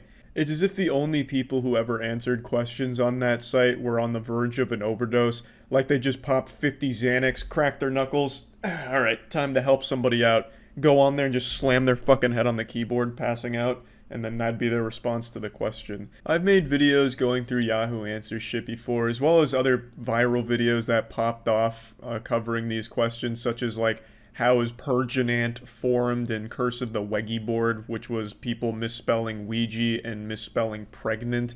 It's just like this horrible, not just misspelling those words, but the questions were some of the dumbest shit of all time. So the website's always been well known, and unfortunately on May 4th, they're shutting the site down for good. They're pulling the plug on it. They're taking it behind the barn and putting it down. And it's really fucking sad to see it go. It's been a staple on the internet for a long time. Even before I started making videos, I would go on Yahoo Answers, like on the school computer, and just read some of the goofy shit and giggle with my friends. It's always been a website that's been near and dear to my boners. Like, it's sad. Where are the people going to go to get answers to the important questions such as, I made Jesus-shaped pancakes and burnt them. Am I going to hell? The answer is obviously yes. This man has been condemned to hell for an eternal damnation. But this is a question he can't ask anywhere else. If he asks this on Reddit, he's just going to be hit by wubba lubba dub dubs. Like, this is the only place that this troubled young man can get an answer to this question and have that peace of mind to know that, yes, he's going straight to hell. It's just a shame because there are still people that use this site. In fact, I was on it just a moment ago and people are still asking some brain busters and asking some really important questions to help better their life. Is it okay to date a woman with a high IQ, 120 plus, if my IQ is around 80? The answer is no. You're too stupid for her. You're a fucking idiot compared to her and you should not even be near her. You shouldn't even look at her, in fact. You probably make her sick. Your IQ is too low. How do I get rich? The answer: find something you are good at. Get the education/training necessary to perfect your skills. Work at it 60 to 80 hours a week for decades and you will be rich. Everything in life has some sort of price tag. If you're willing to pay that price, you get the reward, whether it is money or love. Classic Yahoo Answers with the absolute dog shit advice. You want to get rich? You start selling pictures of your feet on OnlyFans. How do you promote your OnlyFans feety pics? You post about it on Twitter. And how do you get traction on your Twitter? You try and capitalize on some outrage that's going on. It's a foolproof strategy to put money in your pocket. Today I got rejected 11 times at the mall. Why is this always me? Well, first of all, asking out 11 different people in a single mall outing, you're doing everything right. So it's not you, it's them. Clearly, society has trained the people that you're trying to ask out to not like a nice guy. So my advice to you would be, A, pump up those numbers. Asking out only 11 people, it's not enough. You're going to need to at least double, maybe even triple that in order to increase your chances. And you're going to want to change your entire persona. Stop being such a nice guy. Start smoking cigarettes. Wear a leather jacket, maybe some studded boots and a studded belt and bracelets, and you should be good to go. After that, I think you're going to be finding a lot of success. You see, the more I go on the site today, the more I realize just how important this site is to people. There's people that need these answers, and goddammit, where are they going to find them once it goes down for good? I understand there's plenty of other places to get it, but nothing is reliable as Yahoo Answers. I mean, that's where you get the truth of things, you know? So it's fucking sad to see the site go. I'm probably going to be on there quite a bit, just trying to collect as many good questions as I can and just stockpile them somewhere so that way they're never lost to time. Yahoo Answers was truly something special, and it always will be. So yeah, I just wanted to just give a nice little goodbye to Yahoo Answers today, and thank you for your time on the internet. Thank you, Yahoo Answers, for everything you've given us. And that's about it. See ya. No one likes Twitter. Twitter is trash. We all know this. It's not a hot take, and it's not exactly brave. No one's going to sit there and, applaud me like, hey, Charlie's really finally saying what everyone else is too afraid to say. No. Everyone knows Twitter is probably the worst social media platform to ever exist. The more you engage with Twitter, the more likely you are to throw yourself into an oncoming train. But just like everyone else, I become a little zombie and check Twitter every now and then just to scroll through and see what's going on in the world and the people around me, what's going on with all of them. Twitter's a lot like my asshole. It's stinky and full of shit, but I can't help but play with it sometimes. And this morning I got up and I checked Twitter, and something just immediately made my day worse for having read it. Twitter is the real-life equivalent of the chapter black tape from Yu Yu Hakusho. This is an obscure, turbo weeb shit reference, but in Yu Yu Hakusho, there's something called the chapter black tape, which is just a collection of all of humanity's most horrifying moments. Just this phase montage of like war crimes and horrible, horrible shit. And when someone watches that tape, they begin to hate humanity and are convinced that they're not worth saving, that humanity doesn't deserve to survive. That's what Twitter is. But instead of like showing you horrifying crimes, it shows you horrifying takes and convinces you that the world is too stupid and humanity's not worth saving because we're too fucking dumb. This is the tweet that really greased my ass first thing this morning that I want to talk about. Hot take, but I feel once you've reached this level of wealth, maybe you should be using said wealth to benefit the impoverished and not use it to recreate a show that is a direct critique of the exact thing being done here, but hey, that's just me. This is in reference to MrBeast and his upcoming Squid Game video. This is not a hot take, this is a dumb take. This is what scientists call posting cringe on Maine. This is a stupid fucking statement. Squid Game, the actual show, cost $21.4 million to make. That money could have been used to help the impoverished in the community, but it wasn't. It was used for entertainment. Interesting. It decides to critique society while also participating in it. Very curious. It's critiquing something that it is directly benefiting from. Interesting. Why didn't they point that out in this tweet? The $21 million for Squid Game, the show, is a lot more than the $2 million MrBeast is spending. Why didn't they mention that? It's weird that they focused on MrBeast, who is well known for helping a lot of people through his videos and the money those videos make. What's interesting is, the Squid Game money and all that's generated for Netflix will never go to helping people, but MrBeast making this Squid Game video and the money that will make will directly go to food banks that MrBeast owns and helps people with.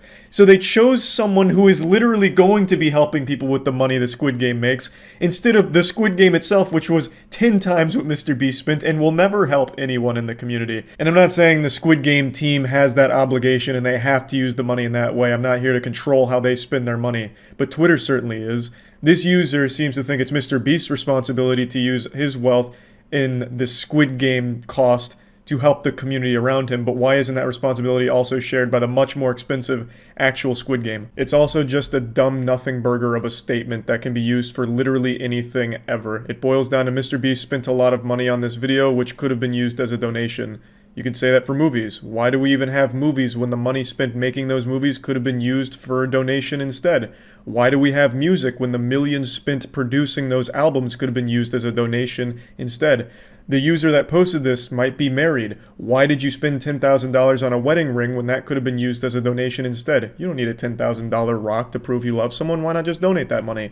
It's just something that is silly and can be said for everything. Targeted at one of the only wealthy people in general who are constantly helping the community and people around him. I made a video recently talking about MrBeast. I'm not his fucking PR manager, but he's one of the only genuine wealthy people that are constantly doing everything they can to help other people. You only have to scroll 3 tweets on his Twitter to see this massive food drive he just did to help the impoverished and people around him. But I'm going to go ahead and again focus on the stuff he does off camera real quick, because a lot of people critique MrBeast saying he's only doing this for attention and views. They can't wrap their head around the idea that maybe he actually just likes to help people, so they just try and attack this made up idea of who he is. He's only doing it for views and attention. I'm again going to focus on his off camera stuff. I got to see that massive food warehouse, and that food warehouse also has a massive refrigeration unit that allows them to do more than just non-perishable canned goods. It allows them to do vegetables and cold products as well, and it's an extremely rare thing to have because it costs so much. But MrBeast went the extra mile with his food bank because he wanted it to be able to serve his community in the best possible way. And this is like a full-time job that he has, running that food bank. He also has that MrBeast's philanthropy channel. I sound like a fucking advertisement for this guy, but I really suck his dick hard because he is exactly the kind of wealthy person people have been begging for, and he's still getting shit for it. That MrBeast philanthropy channel, 100% of the revenue that makes and the brand deals all go into that food bank, which is serving his community. He is doing like millions of pounds worth of food to his community every month, and he is running this every single day, and he is still getting steamrolled by 12-year-olds on Twitter as if he's not doing enough. All of this being done off camera, and no matter what, it's a lose-lose situation on Twitter. If MrBeast shows these things, then people attack him for being a fake, he's a fraud, he's only doing it for attention and views, and if he doesn't show these things, well then they don't exist and everyone's lying, he's making it up. No matter what you do on Twitter, it is a lose-lose situation where no one will be pleased. Twitter's a platform that is only there to be negative, bully, and shit on things no matter what, because that's the most engagement. That huge fucking dopamine hit of the extra 5 hearts on your shit just makes that cock rock hard, baby. That's what makes me so mad on Twitter, is that no matter what you do, it's never enough, because Twitter's a platform that is just made to reward shitty takes and dunking on people, even when it's just completely wrong and misguided. People are just there on Twitter to bully each other, and they try and like out-perfect each other. So they use this idea of perfection, like in this take. If I had this millions of dollars, I would obviously be donating it to the impoverished, but I don't, so I'm not responsible to help anyone. It's MrBeast's problem, time to dunk on him. Now let me spread these cheeks a little bit further and dive in. The user who posted this awful take has 16,000 tweets on their account. That's a lot. I have like 300 hours total on Twitter scrolling, and I only have 2,500 tweets. So let's just go ahead and be really generous and say they have doubled the amount of time I've spent on Twitter. So they have 600 hours worth of Twitter scrolling. There's so much more you can do to help the community than just donate money. You could have spent that 600 hours volunteering at a shelter, helping out at your local food bank. You know, you could have donated your time to helping your community, but you didn't. You chose to whine and complain on Twitter for 600 hours. Why is it only MrBeast's responsibility to help the community? Don't you also have that obligation? You're choosing not to, and I'm very disappointed. You're taking this road, and it's not just this person. I'm singling them out because this is the tweet that really, it tilted me a bit. It had me fucking inting down mid lane. Like, it was actually pretty upsetting to read. Everyone wants a wealthy person who's extremely generous to the community and doing things to help the community. And we have that with MrBeast, and he is still getting shit for it. Blows my mind. But anyway, this user is not the only one that thinks this way. They all cast this facade that they are perfect. And if they were only rich, they would save humanity. But the thing is, they're not doing anything currently to show that. This user, who is getting upset at MrBeast for not doing enough, is also doing nothing. Even though there is so much more they can do than just donating money. Like I said, there is so much you can do that isn't just financial to help the community, and they're not doing it. So why the fuck are they gonna get mad at MrBeast, who is doing both time and money constantly for the community? He is not just blindly throwing money at charities that do nothing. He is making his own organizations that are extremely efficient at it. Like, what more could you possibly want? He is doing it full time, off camera, because he is genuinely just trying to help people. And he is still getting blasted on Twitter because he spent a lot of money on a Squid Game video, where the money from that Squid Game video will most likely directly go into his philanthropy, which will in turn help a lot of people, and still getting shit for it. Twitter is a platform that just keeps you stupid and makes you dumber every time you log on to it. Everything has to be negative, even when it's like a genuinely positive situation, for no fucking reason other than just some cheap engagement and internet updoots. This was a horrible take, and so many people retweeted it, commented on it like, yes, preach, this is what I've been saying. Just donate the money instead of make a video out of it. Come on. Like, it doesn't make any sense. They could say that for everything. Instead of making movies, why not just donate all the money that the movies would have cost? There's a pretty big brain idea. Why not just do that? Why don't musical artists just donate all of the money their concerts make to charitable organizations instead of spending money on terrible art to put in their home? That's a genuinely good question. The art that they buy is terrible. You might as well just get rid of that money instead of spend it on fucking Damien Hirst pieces. Point is, it's a stupid take. Like, this was a dumb tweet that a lot of people agree with, and I see this kind of thing all the time. And it's especially silly when it targets someone who is actually doing all of the things Twitter wishes people would do. MrBeast does everything that Twitter wants other rich people to do, and it's still not good enough for them. So yeah, I just wanted to talk about this because Twitter is and always will be and always has been an absolute dog shit platform. That's about it. So yeah. Minecraft Twitter, what's up with that, huh? Wacky, goofy shit going on there. This is probably the millionth video talking about Minecraft stands on YouTube, but I wanted to kind of talk about something that just happened that's kind of got my ass greased up a little bit. Now, I'll just break it all down for you, give you the full lore update, although I'm sure most of you know. On Twitter, one of the biggest, most toxic communities is the Minecraft stan community, with people that are extremely obsessed with Minecraft content creators on the internet. And this community eats itself alive. This shit is actual cannibalism. If you see a Minecraft stan on Twitter, just assume that they've tasted human flesh before. They're like little piranhas or catfish, just constantly eating shit for no reason. They just go out of their way to make themselves as miserable as possible and find things to be upset about. And it's usually the things they love the most. They absolutely murder the content creators that they're obsessed with. If anything goes even slightly awry with the perfect image they have of their Minecraft YouTuber, they lose their fucking mind about it and go on absolute Twitter rampages and trend everything about it. So recently this happened with Tommy Innit. Tommy Innit, very popular Minecraft player. He's a 17-year-old kid, and these bloodthirsty warriors on Twitter recently blasted him multiple times over the course of a couple days, and then he finally made an announcement saying that it's just been too much for his mental health and he's having to go to therapy now and doesn't really want to engage online anymore, which is pretty extreme considering he's a 17-year-old kid. So they successfully bullied a child for nothing. With backlash like this, you would have expected it to be something extreme that caused it, like a video of Tommy slitting the throat of a puppy, or Tommy doing something crazy like saying he doesn't like BTS music. But it wasn't anything like that. He got all of this shit happening to him for a very lighthearted joke, which we'll get to in a minute. But I want to explain, he's not just going to like up and quit the internet as far as I know. It's just mainly targeted towards Twitter. He no longer wants to be there, which is completely understandable. Twitter is the most miserable place on the planet. It'd be more fun to live in an active war zone than it would be to spend an hour on Twitter. Truly vile garbage with absolute trash people on that platform.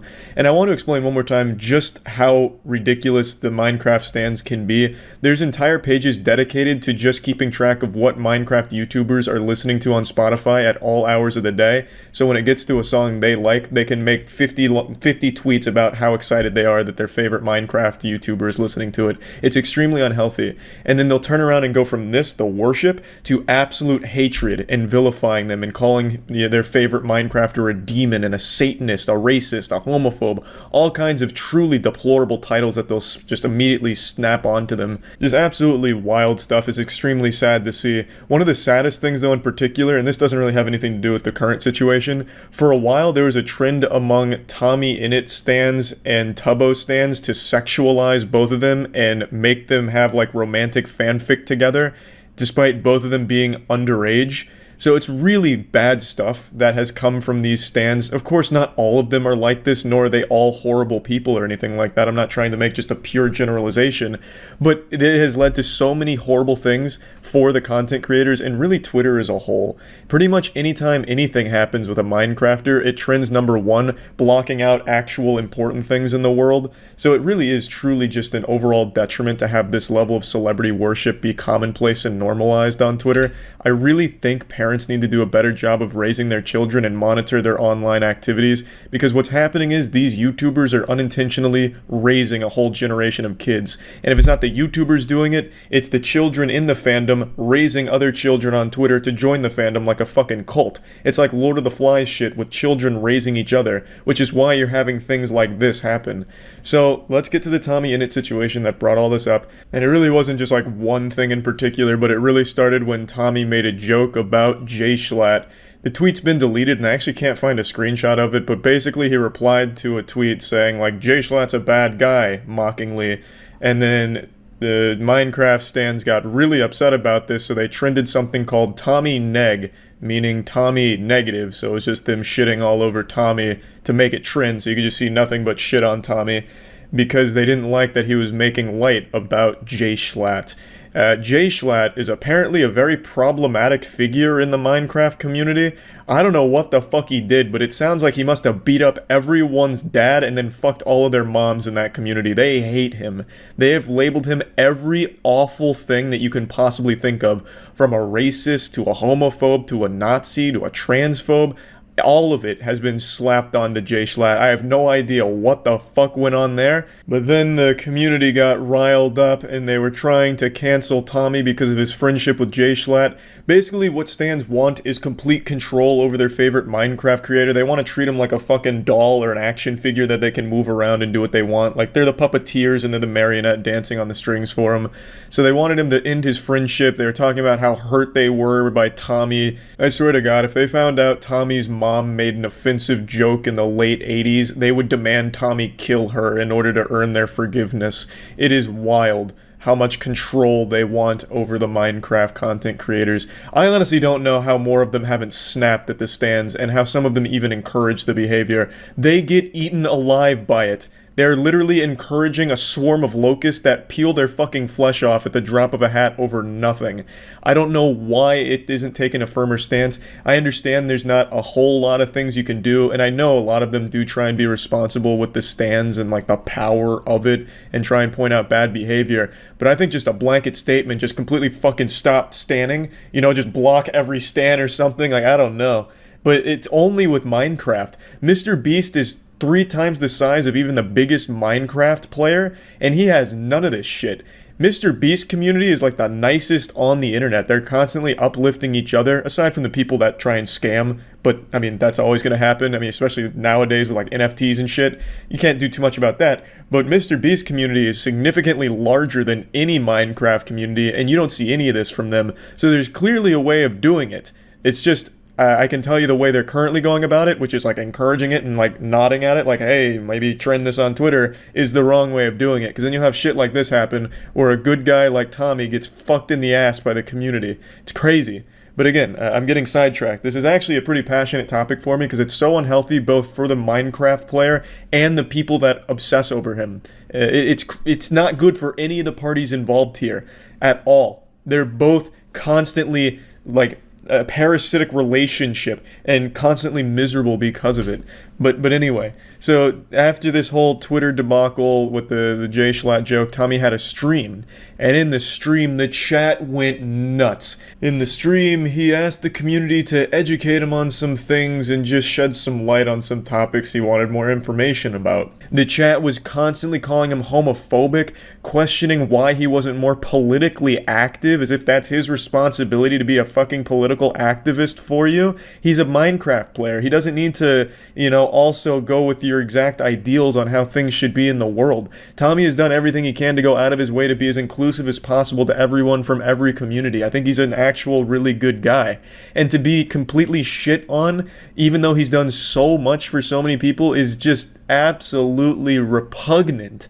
The chat from some of the shit I've seen was awful. And during the stream, that's when he mentioned that the bullying on Twitter has just gotten too bad, and he's getting therapy now as a way of coping with it and getting over it, to try and be a happier person in light of all of this shit. And to no one's surprise, Twitter didn't lay off the gas. In fact, they used this against him, mocking him for getting therapy.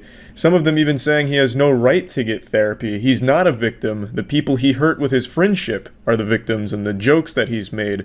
Those are the victims, not Tommy, so he doesn't deserve therapy. I wish I could find some of these tweets that I was reading, but unfortunately a lot of these cowards deleted them now after more people became aware of this awful situation they created. But it is really some of the worst things you can imagine from a community that's supposed to be all positive and all about educating Tommy on how to be a better person when they themselves are horrible people. Horrible people, the things I was reading. And then the weirdest thing is, like, I'll click on some of these and then I'll read some of their tweets and it's absolutely awful. It's just hateful.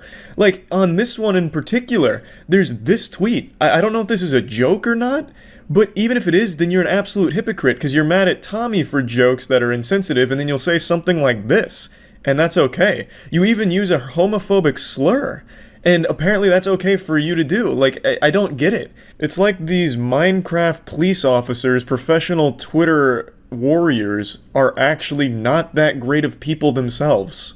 As always, don't go harass anyone in the video or anyone that participated in any of this. Don't do that shit. That makes you just as bad, if not worse, than the people that actually participated, so just fucking don't. And this isn't the only account like this. This isn't the most popular tweet, obviously, from all of that. In fact, this one, I think, only ever got up to like 2K likes before it was deleted, or if it even got deleted. I just can't find it now. All I could find was this old screenshot of it. But there were multiple accounts where you'd click on it and you'd see some truly awful vitriol where they were just spewing some genuine hateful shit. The things that they were saying they didn't like, you know, trying to spread positivity, and then you go on their actual Twitter and it's nothing but hate and negativity. Just all around, this shit made me really mad today. Like I said, I think Tommy's a good kid. I think he had a lot of success at a very young age, and I don't think he let it get to him. Like, I feel like he's not going to become a douchebag or anything, even though he's already a multi-millionaire with a following of like tens of millions of people constantly worshiping him. He's still able to stay level-headed. And he recognizes that Twitter's a horrible fucking place, and they bullied him off of it, and now are mad that he's off of it. So when he left Twitter, or at least said that he wasn't going to be as active on it, Twitter fucking attacked him for that, immediately proving why he didn't want to be there anymore. Like, it's a community of people that just love to hate, and that's all they like to do. It's people that always want a constant enemy, a villain to attack. And for some reason, they choose their heroes to do it to. It makes no sense to me. This happens to Dream once a week, at least. And it's happened to other Minecraft players as well. It's just crazy to me. And it's really upsetting to see it, to be honest. I think there needs to be like an age limit on Twitter, man. Like, you shouldn't be allowed on Twitter if you're under the age of 18. Because it is just not healthy for anybody letting kids on that platform. It is just fucking not. It's bad for everyone's mental health. So anyway, I just wanted to talk about this whole thing because this one just fucking blew me away. And that's about it. So yeah. Now, I've seen a lot of people say that I look and sound like a Redditor, which is one of the most insulting things you can ever say about another human being. But what if I force-fed you a hard truth? What if I told you, I don't really use Reddit? My narwhal doesn't bacon at midnight. I'll occasionally go on there just to see if there's any breaking news that I might be unaware of, but it's very infrequent. And I never, go into the swamp of a comment section on the platform. Until today. I don't know what possessed me to do this. It must have been some kind of divine moment that just grabbed me by the shoulders and possessed me, told me that I needed to read some comments today, and I am so thankful I did. I stumbled upon true beauty with an argument that could only ever happen on Reddit, that perfectly encapsulates the quintessential Reddit user. In this moment, I am euphoric. Thanks to finding this fucking angry Redditor and everyone who engaged with him on this day. It started in the most unsuspecting location, but then again, that's where all good fairy tales begin, in the place you least expect them. So, it was a clip posted from this podcast. Now, the clip doesn't matter. I'm not going to play the clip. I'm sure you probably already recognize the person here. Her name is Bobby. She runs a podcast where she interviews famous celebrities, and her whole shtick is she makes things awkward, which is a very hit or miss format, so it's led to a lot of debate on why is she so popular. Also, is she an industry plant because she seemingly blew up overnight? She landed an interview with Drake while she was still relatively new and not massive, So it just started raising a lot of red flags, and a lot of people started saying, it must be an industry plant, and then she started getting even more superstar celebrities, like this clip is from an interview she did with Lil Yachty, and it's just been a lot of hoopla around her and her content. The only reason I'm even giving you this lore dump is because it is necessary to put into context what started this argument. And it's the entire reason I went into the comments section, really, of this video. You see, Bobby's content is very polarizing. On TikTok, people love Bobby. They're cheering her on, pumping their fist. Go, Bobby! Let's get it! Fuck yeah! And then on Twitter, it's boo! Oh, brother, she stinks. Get out of town, scram. This is garbage. So two very different responses to her content on two different platforms, but I've never really seen Reddit's opinion on it. I've never seen them weigh in, and curiosity got the best of me. I marched into Mordor, went to the comments in order to get an answer to the question, and most of the comments were pretty negative towards the interview, but there was one comment that spawned a whole series of dominoes to fall. So let's begin our journey. I'm going to blank out their name here. I don't want anyone to go harass anyone involved in this situation. So this individual comes forth and says, "What grown man sits down and watches this bullshit, then have the nerves to repost this garbage to Reddit?" Now this comment received a lot of love, over 400 upvotes, which is nothing to scoff at. That's a lot of high quality karma. Unfortunately, no Reddit Gold, Reddit Platinum, or Reddit Silver was gifted to it, so we weren't blessed with the edit "thanks for the gold, stranger," or anything like that, but still, the community responded very positively to this comment, and most of the comment section here echoed the same sentiment that they didn't really understand the appeal of the clip. Now, all of this doesn't matter. You can wipe your ass with all of this now, because going forward, this comment spiraled into something that had nothing to do with the original post anymore, and it went fucking insano style. Now we're introduced to our primary antagonist of Season 1. So, from out of nowhere, our main character gets challenged. Someone steps in and says, "Lol, you're on the Hot Wheels sub, dude. Weird to take shots at what grown men should be into when your interests include Hot Wheels. Different people like different things. Leave it be."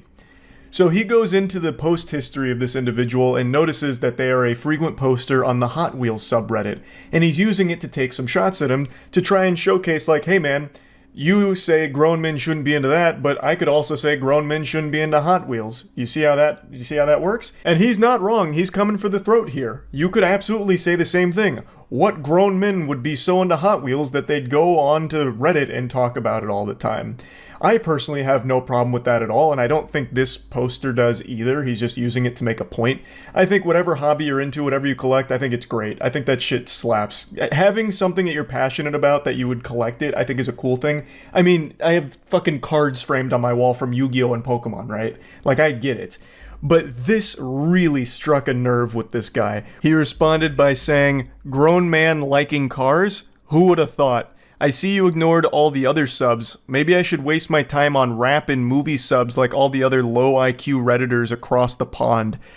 And if you're an astute observer, you'll notice that he's no longer enjoying the luxury of some updoots. The subreddit has turned against him, thrown him to the wolves. He is now being flooded with downvotes. And a downvote is a fate worse than death to a Redditor. It's kryptonite to Superman. The downvotes start hitting him, over 100 downvotes. And I can see why. This feels very insecure to come at him like this. Like, his point was pretty clear, but then he, tries to, I don't know, explain away why it's, really in line with being a grown-ass man because he likes cars. He's like, oh, well, yeah, grown men like cars, Hot Wheels are cars, duh. I mean, maybe I should just go to rap and movie subreddits like you low IQ plebeians. It's really, really cringy Reddit behavior now. The bad boy comes back with a tough-to-swallow pill. Hot Wheels aren't cars, mate. They're toys. Talk about low IQ, haha. You're not better than anybody else, sorry to tell you. To which he responds, "The fact you had to come back and edit that pathetic response, LMAO." And then he just says, "Go play with your vroom vrooms." His collection of downvotes is starting to eclipse his collection of Hot Wheels cars at this point. They just keep pouring in. As you can see, most people are rallying behind the other guy who's just saying, "Brother, they're toys, not real cars. And he's right. He is fluent in facts. He is spittin'. They are not real cars. They are toys. There's nothing wrong with collecting them or liking them, but I don't understand why this goofball is talking about it as if they are real vehicles. He's like, got this bravado going on, like this machismo, like, oh yeah, grown men liking cars, who would have thought? It's Hot Wheels, man. They're still collectible toys that you can play with, and they are made for kids, but there's nothing wrong with liking them or collecting them as an adult. Fucking Pokemon cards are made for kids too. I collect them. Like, there's no shame in it, but you're acting so insecure about it and, like, pretending that it's something that it's not. And he does the classic Reddit 101 when it comes to argument, where he doesn't actually address what was said. He just says, LMAO, edited your pathetic response, big L, basically. Like, his response wasn't pathetic, it was totally fine. You didn't counter it or anything at all.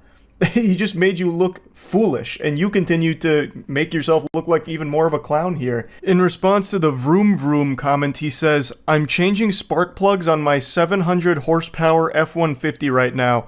I will when I get done, though. And now, here enters the sidekick to our main supervillain here, who chimes in and says, you're trying too hard. To which this guy responds, actually, I'm low on boost. If I was trying too hard, I'd be at 950 horsepower range. It doesn't get more Redditor than that. Oh my fucking god, I could feel the fedora tip through the computer screen here. Milady, my horsepower is quite low, actually. It's just, shit, it hurts to read, it really does. The guy's absolutely right. He is trying so hard. I half expected him to go into, like, the Navy SEALs copy pasta. What'd you say to me, you little bitch? I've got 500 confirmed Hot Wheels with 6,000 horsepower and 400 RPM turbo booster NOS accelerators. Like, brother, it's Reddit. You're not Dominic Toretto. You're talking about Hot Wheels. It's not that deep. Even if he was being honest and was changing the spark plugs in his F-150, why would you say that? It just makes you look like such a fucking loser to say that during your heated little scuffle online. It's so cringy. If that's what you were actually doing, keep it to yourself. You don't need to try and, like, prove that you're a man to a stranger on Reddit. All hell breaks loose right now, and the cringe is rated E for everyone, because he starts just lashing out at anybody in the thread. So someone else made a comment, and he went through his post history, I believe, and found that he was on, like, the WWE subreddit. So he calls him out saying, WWE isn't real, bro, sorry to tell you. Maybe you should pick up a real hobby like learning about cars. To which they respond, toys. A slam dunk, he's right. It's all fucking about Hot Wheels so far. So then he comes back and says, yes, I'm not delusional like you, Mr. SmackDown vs. Raw. That's not even an insult. The WWE is extraordinarily popular.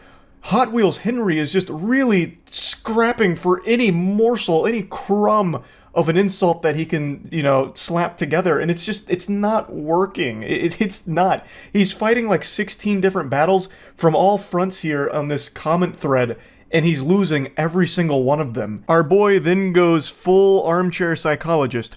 You actually are ashamed deep down. That's the whole reason you chimed in on my comment. You felt attacked when I said, what grown man watches this? It brought back traumatic memories of you being bullied for liking WWE in this day and age.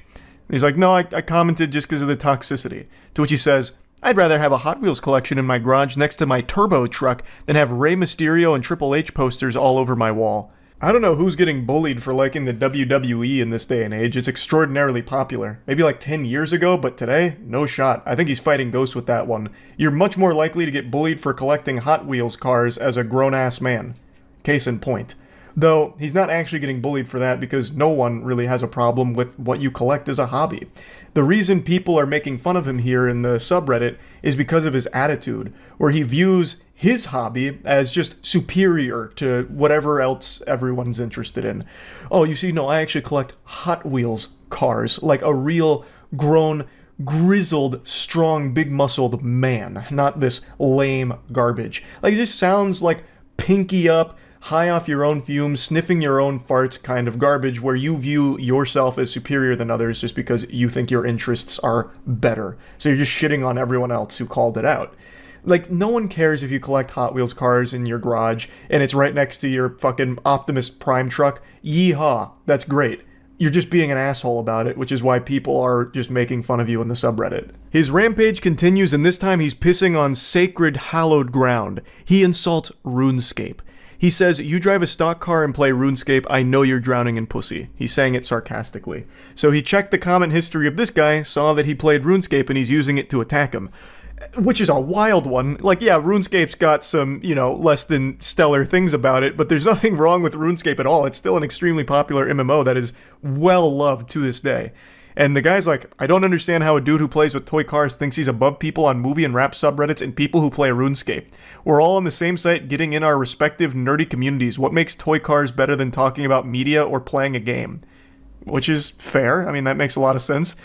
And then he just goes, "You don't understand because you can't even turn a wrench on your own car. Of course, a mechanic is going to be into Hot Wheels considering he works around cars all day.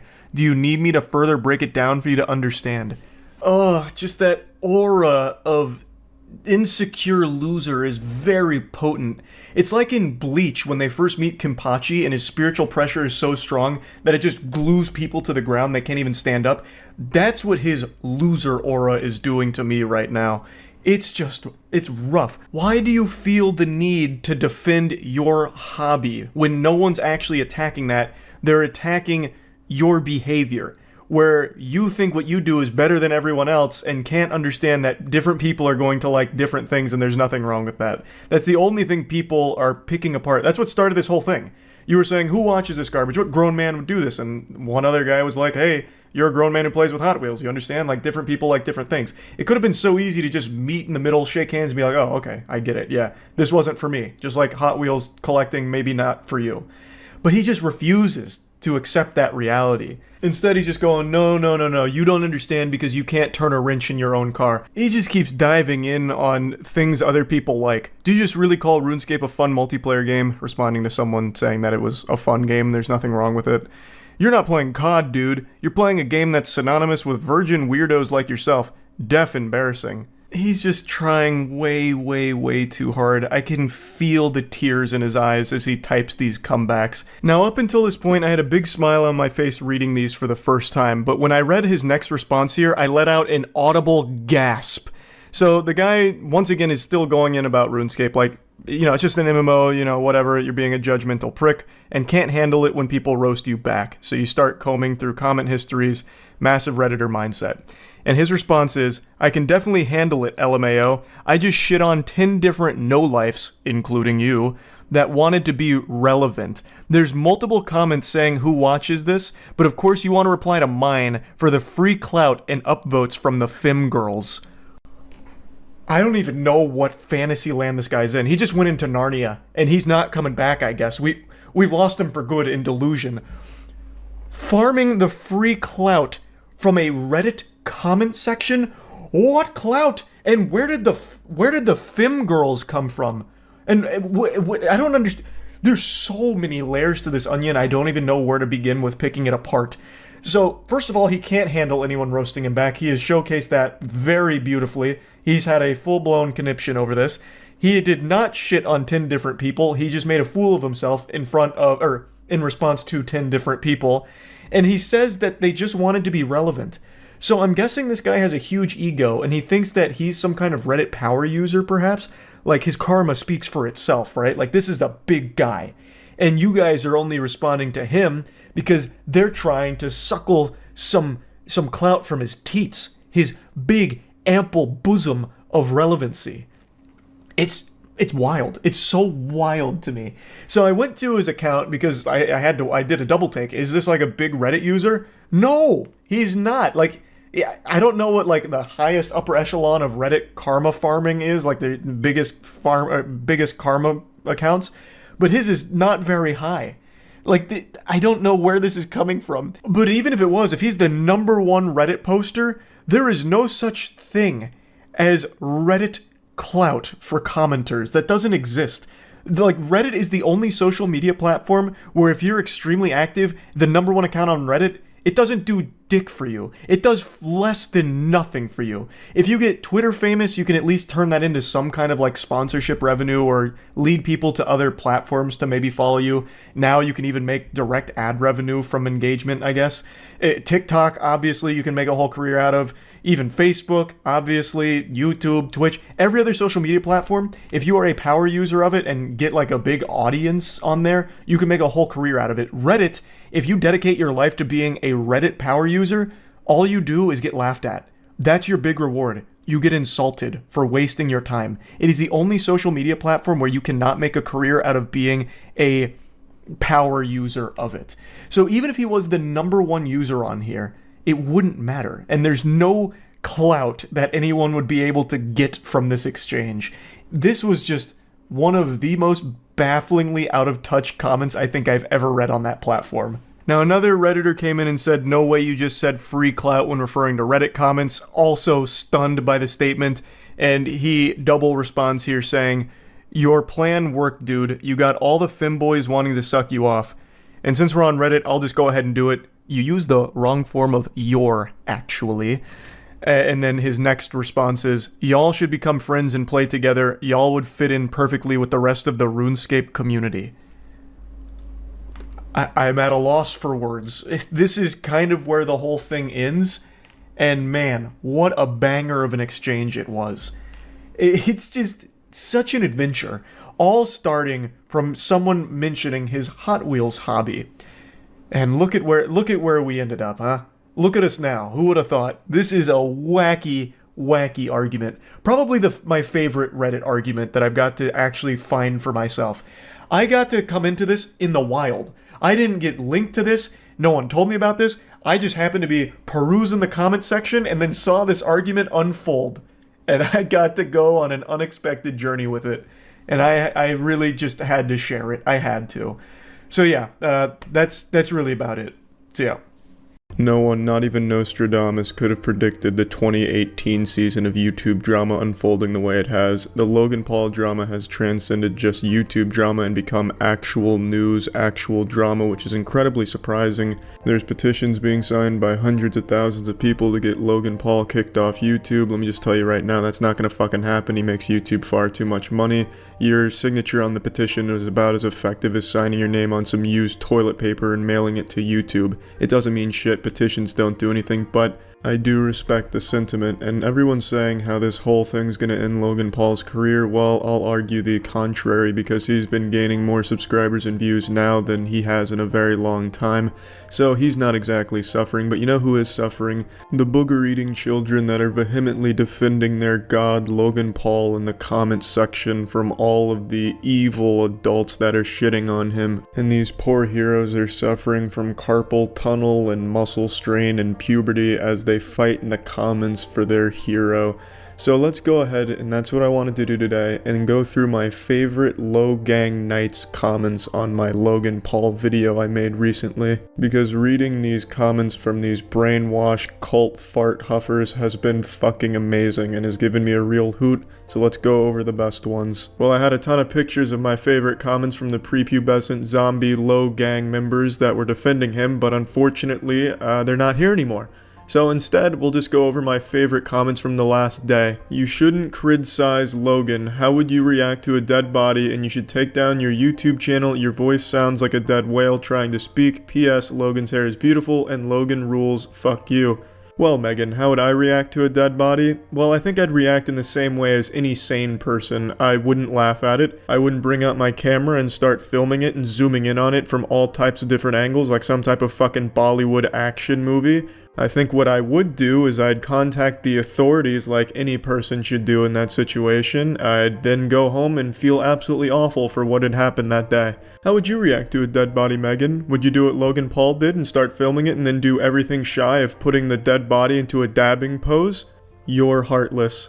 Well, Nikki, I'm sorry to say that's the wrong form of your, so I can't take you seriously anymore. However, I do understand what you were trying to say through your horrible grammar. I know they don't teach you that till 4th grade. But even still, I can't let that slide. Also, I like how it's now heartless to criticize the man laughing at a dead body and making light of the situation. That is truly the crime here. He's not a douchebag, so stop making jokes, you headless chicken. Which glass, so you can shut up, dickhead, and you're the horse crap. On the surface, J. Corn Thomas's argument here seems watertight, bulletproof. I mean, there's really nothing I can say here. He fucking nailed me. And he's put it in the most elegant way possible. However, I have to point out, that's the wrong form of viewer again. Unbelievable. You knew Logan Paul fans were dumb. You knew Logang was fucking stupid, but did you know they were this stupid? I don't think so. Use the correct form of viewer next time, kids.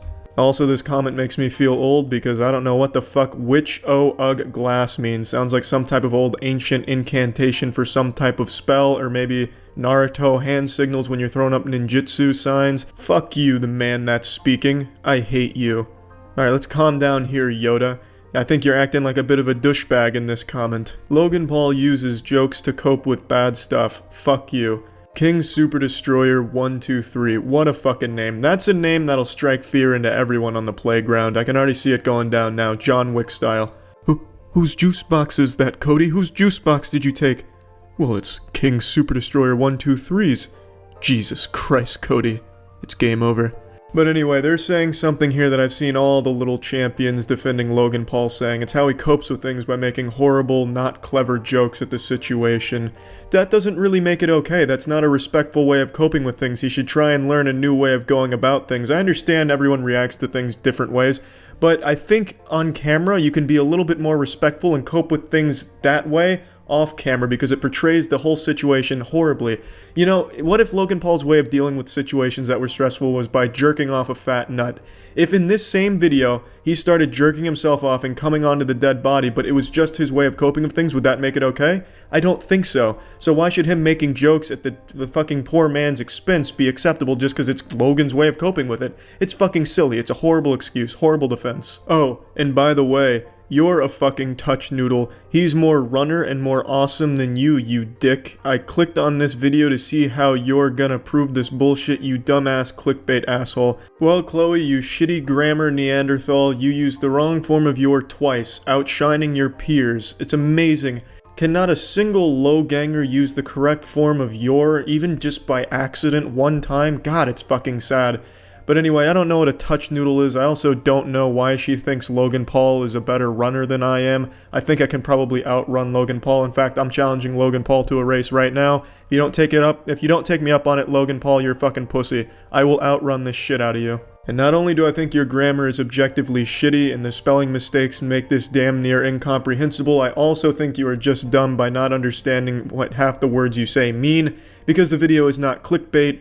The title is Logan Paul laughing at a dead body. If you click on that video, you will see Logan Paul laughing at a dead body. No clickbait there. Hey, you can suck my fucking dick. Fuck you. I will beat the shit out of you. Douchebag McGee. Well, now I have to sleep with one eye open because Justin said boss track sass, whatever the fuck that name is coming for me. Yikes. You heartless stupid piece of crap on the street, Logan Paul. How hypercritical can you be? Well, shit. I initially thought this was about me, but reading it back, I think he might be talking to Logan Paul. I don't know why people are trying to have a conversation with Logan Paul in the comments of my video here, but when I first saw this, I thought he was talking about me, but now upon reading it out loud, I'm not too sure. It's really impossible to tell what half of the Logang people are trying to say in the comments, because they're all damn near illiterate, but anyway, I like hypercritical here. I thought that word was great. Now I decided to save the only one that actually had thought put into it for last, so let's read Gavin's here. Dude, STFU, IDKYPPL wanna bring him down. Can you guys just leave him alone and forgive him? And I promise you that he will never ever do that again. I guess this is his mother speaking. He's talking about Logan like he's a dog. I will promise you that Ruffles will never shit on the floor again. This has absolutely kissed me the fuck off. Please stop kissing Gavin off. Can you guys just lecture him and get over it? He won't do it again. If you tell him what he did wrong in the right way, not just fucking call him stupid ass names and hate on him. I'm just saying that if you are going to try and make him realize what he did wrong, then do it in a non-bitch ass way. BCS saying shot about him ain't gonna do anything but make him angry and sad. Maybe if all this hate gets to him and he will kill himself, BCS of depression, ever fucking think of that dumbass bitch? Well, Gavin, can't say I did think of that, because a person like Logan Paul, he will never ever feel anything. He's a sociopath, Gavin, I'm sorry to tell you. But please stop talking about Logan like he's some type of animal you own. You don't know him. you're not his best friend. To Logan, you are just a number on his view count. So anyway, I wanted to show a lot more and a lot better comments that I had been saving images of over the last couple of days, but unfortunately, like I said, I don't have them anymore. So I thought just over the last 24 hours would still be fun. So yeah, that's it. See ya. Hey there, you having a good day? Well, fuck you, because everyone on this subreddit isn't.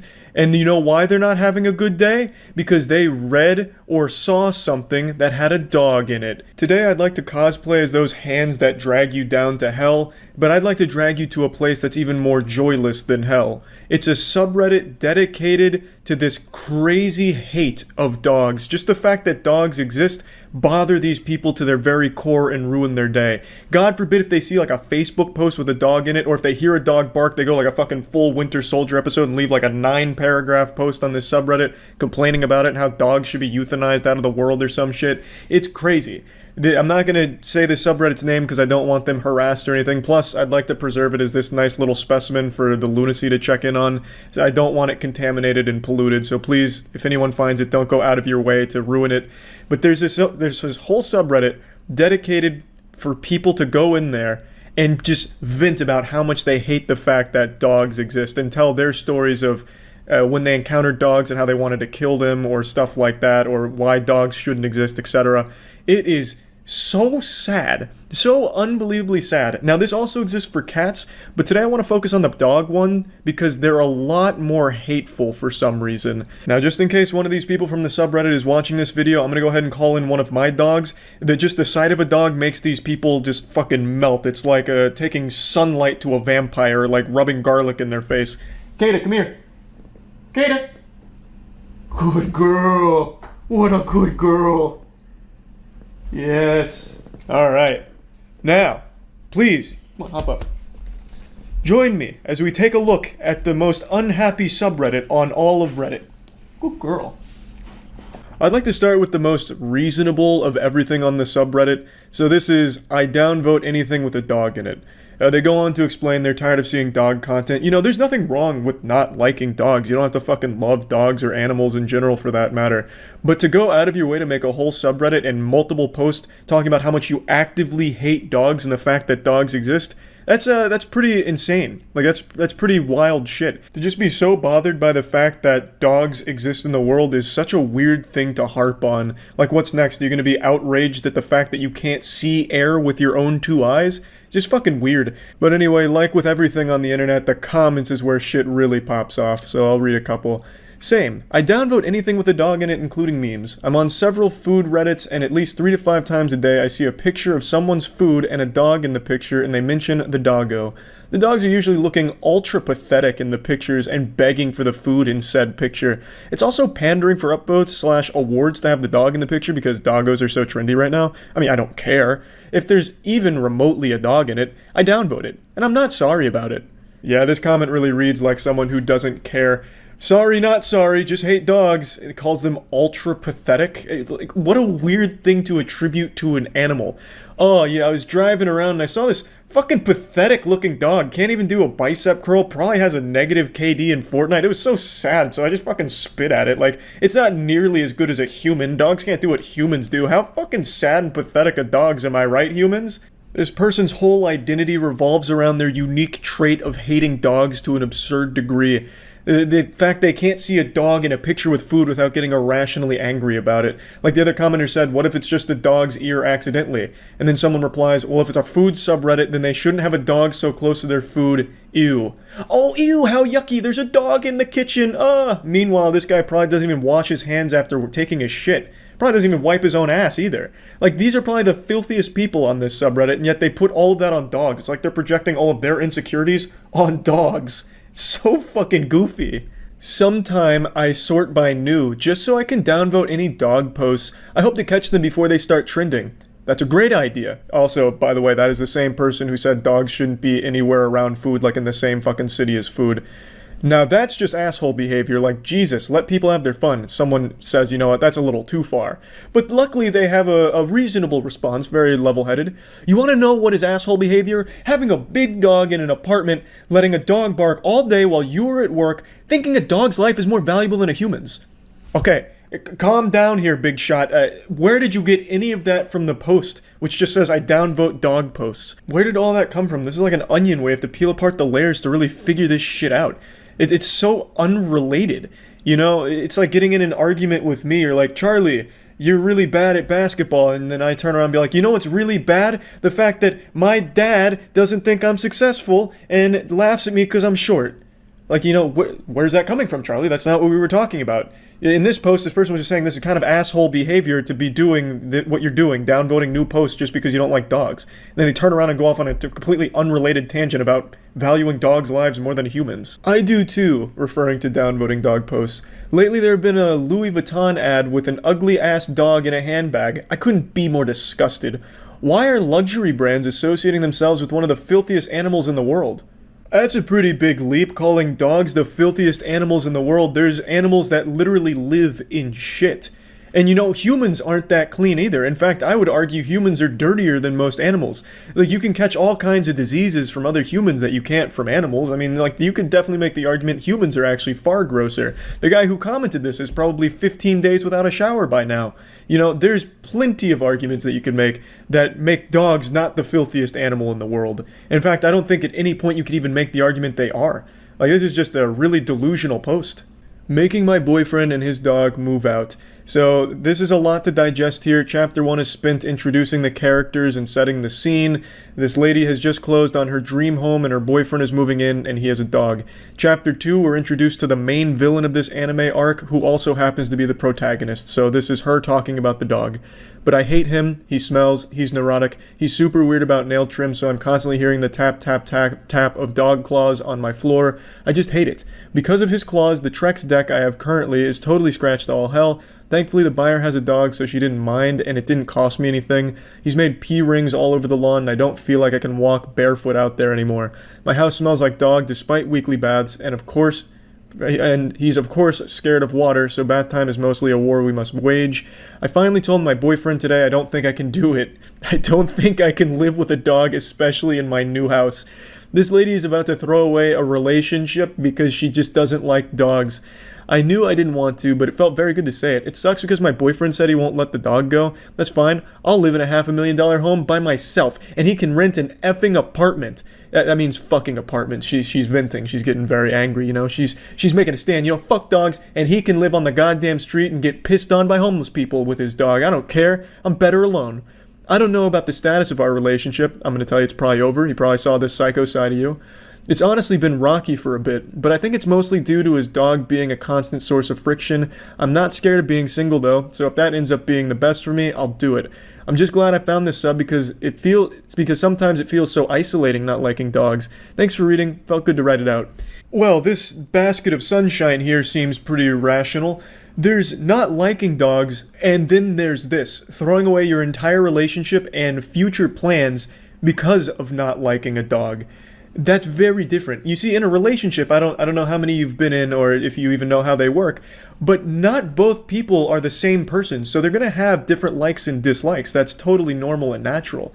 There's compromises that you two make together with communication instead of some kind of crazy ultimatum outrage where it was either me or the dog. Get the fuck out of here because I hate dogs. That dog's claws tap on the floor and it makes me fucking mad. Get the fuck out of here. Like, that's a different level. That's not disliking dogs, that's you being crazy. That's you having an irrational hatred of an animal. I can finally shout it from the rooftops. I am finally dog-free! After 4 years of piss, shit, dirt, filth, grime, dog hair, foul odor, fights with my spouse. Probably not the dog's fault, you're probably just a really shitty significant other if I had to guess, especially with this kind of weird post. Annoyance, rage, resentment, hate, disgust. And holding my tongue more than I ever thought humanly possible, I can finally announce my family and I are dog free! Fuck that piece of shit. I am so done with her. She's gone and she's never coming back. I've been singing and dancing all day. I've already started cleaning and scrubbing her from my life. It's a long process to clean every last piece of shit that has her filth on it, but I started already and it's so therapeutic. tomorrow I'm gonna bleach the whole balcony. I'm so excited. I'm gonna vacuum the house about 10 times and then steam clean it another 2 to 3 times. I'm running the pet dishes through the dishwasher 2 to 3 times. We still have a cat that uses the pet dishes. I've already thrown her kennel out to the dumpster. I just want to scrub every last memory of this shit beast out of my life, and it feels so good to do it. She has caused me nothing but grief every day for the last 4 years. I hate her. I hate her so much. I'm so fucking done with her. She's gone. She's gone. She's gone. I guarantee this person's significant other also made a Reddit post this day saying, I can finally shout it from the rooftops. I am finally free from my crazy fucking significant other, this wacko, this maniac. What a post. And I like that they also admit they still have a cat. Cats literally have a litter box inside of your house full of shit and piss and filth. That is an actual cauldron of filth in your house. At least if you train a dog properly, they will go to the bathroom outside, which is out of your house, which means out of your immediate vicinity. You have all kinds of fucking cat shit particles floating around. I like cats not as much as dogs, but cats have a fucking litter box in your house, so if you're going by just like pure, poop and shit in the house, cats literally do it inside. Dogs do it outside when they're trained. This is probably just the worst dog owner of all time. Judging by this post, I think that can be said with a high level of certainty, just not very competent when it comes to animals. Or relationships, for that matter, since apparently this dog drove a wedge in their actual fucking relationship somehow. I hate seeing dogs on cat-dominated subs. Your shit breed isn't cute. It's always titled, Are Dogs Welcome? And the images of an ugly ass sniffer barely doing whatever the sub is for. The comments are idiots simping like, oh yes, haha, love your pupper, I would let it shit on my front yard, ahaha. I wish these subs would ban dog photos. I'm there to see cute cats, not dogs. If I wanted to see a fucking dog, I would go to drooling wastes of oxygen or some shit. Fuck your stupid dogs, Kimberly. I want to see legitimately cute things on my screen. Yeah, I'd let a cat shit in my house, haha. Like, this is such a dumb argument. Dogs shit outside, cats shit inside. Like, you like cats, but you point out that dogs shit in the front yard. Your cat is literally shitting where you sleep. Again, I like cats, but these arguments are absolutely ridiculous. You're a fucking idiot. Not liking dogs is one thing. Not liking dogs on a cat sub, totally reasonable. But to take it to an extreme, it makes no sense. There's so much on this subreddit. I only shared with you the top posts of the last year because I don't want to get too deep into it. So I just wanted to share the top posts recently for the year. It's crazy. All of them also play this victim card where it's like, we're crucified for not liking dogs. People just can't accept that some people just don't like dogs. No, you fucking lunatic. No one is mad at you for not liking dogs. It's taking it to this crazy extreme where you make it your whole personality trait or the deciding factor in a relationship. That's to an absurd level. It's just so extreme and ridiculous. There was a post on there about this lady who in her Tinder bio changed it to I fucking hate dogs and went into detail about not liking dogs, and she was saying how she doesn't get matches anymore or something like that. It has nothing to do with the fact that it's dogs. It's the fact that you have this crazy hatred for something that you're just so willing to just wear on your sleeve. Like, change that whole thing. Instead of it being like, I fucking hate dogs, change it to something, I fucking hate Pepsi. If you wrote a paragraph about how much you fucking hate Pepsi, people would still look at you the same way and think you're weird. It has nothing to do with the fact that it's dogs. It's the fact with how hard you go in this hatred for it.